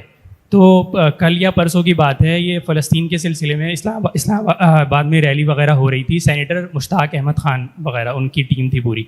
تو جس طرح سے ان کو پولیس کی گاڑیوں میں بھرا گیا ہے, ڈالا گیا ہے گردنوں سے پکڑ پکڑ کے, اور اسی طرح سے ابھی کل یا پرسوں کی بات ہے، ایک کراچی یونیورسٹی کے پروفیسر کو اغوا کر لیا گیا ہے. تو اس طرح کے واقعات پہ آپ کے پاس اگر جائز راستہ بھی نہ ہو احتجاج کرنے کا یا ریکارڈ کروانے کا، تو پھر اس صورت میں آدمی کیا کرے؟ خاص طور پہ جامعۃ الرشید کا کیا موقف ہے، جبکہ ان کی طرف سے خاص کے تاکید آتی ہے کہ آپ حمایت کریں اداروں کی. اس طرح کے واقعات پہ جامعہ کا رد عمل کہاں پر آتا ہے اور کس طرح سے آتا ہے اور کس طرح سے آتا ہے؟ دیکھو اس صورت میں سب سے پہلی بات یہ کہ جب تک دونوں طرف کی بات نہ سن لو کسی ایک کو فیور نہ کرو. جب تک دونوں طرف کی بات نہ سن لو، کسی کو اٹھایا گرفتار کیا، ریلی پر پولیس نے مقابلہ کیا، کیا کیا، آپ جا کے پہلے پولیس سے بھی ملو، یعنی جس نے پولیس کو آرڈر کیا ہے نا اس سے پوچھو آپ نے کیوں کہا ہے. ہو سکتا ہے ان کے پاس کوئی ایسی ویلڈ بات ہو کہ آپ کہو کہ یار یہ بالکل ٹھیک ہے. میں فیور نہیں کر رہا، لیکن جب تک دونوں طرف کی بات سامنے نہ آ جائے نا اس وقت دیکھو میں اکثر ایسی چیزوں پہ خاموشی اختیار کرتا ہوں. ہمارے ہاں اکثر کیا ہوتا ہے جو سوشل میڈیا پہ متحرک لوگ ہیں جب بھی کوئی واقعہ ہو فوراً بیان داغ دیا. میں نہیں بیان داغتا، اس لیے کہ ایک طرف کی خبر آ رہی ہوتی ہے دوسری طرف کی نہیں آتی، یا آتی ہے تو آتھینٹک نہیں ہوتی. تو ہم نے زندگی میں بہت تجربے کیے ہیں. ہم بعض دفعہ پورے کانفیڈینس کے ساتھ کانفیڈنٹلی کسی کو درست سمجھ رہے ہوتے ہیں، جب آپ ڈیپ میں جاؤ گے نا تو وہ غلط نکلے گا. ابھی ریسنٹلی آپ دیکھ لو قادیانیوں کے فیور میں جو سپریم کورٹ نے ایک قانون پاس کیا تھا جس میں قادیانیوں کو تبلیغ کی اجازت دی جا رہی تھی. بہت لوگوں نے مجھے کہا کہ آپ سپریم کورٹ کے جج کے خلاف بیان دو. میں بیان دے دیتا، مجھے پتا تھا کچھ بھی نہیں ہوگا میرے خلاف. یہ نہیں کہ میں بزدلی کا شکار ہو گیا. میں نے کہا یار پہلے جب تک میں لا پڑھوں گا نہیں لکھا ہوا کیا ہے، پروپیگنڈے کا فوراً شکار نہیں ہونا چاہیے. پہلے تو پڑھو اس لا کو، دیکھو ہے کیا بھی ہے کہ نہیں کیا ایسا، الفاظ کیا ہیں اس کے. پھر تمیز سے ایک کام کی کوشش کرو، سپریم کورٹ کے جج سے ملنے کی کوشش کرو یا پیغام پہنچانے کی کوشش کرو یا اعلیٰ اہلکاروں تک بات پہنچاؤ. ہو سکتا ہے ہمارے احتجاج کے بغیر اور ایک تمیز سے ایک کام ہو جائے. تو ہوا یہ تھا جب سپریم کورٹ کے جج کا یہ فیصلہ آیا تو آپ کو پتا ہے جنرل عاصم منیر کے ساتھ علماء کی میٹنگ ہوئی ہے نا کچھ دن پہلے، بہت سارے علماء گئے تھے اس میں، تو ہمیں بھی دعوت تھی ہم بھی گئے.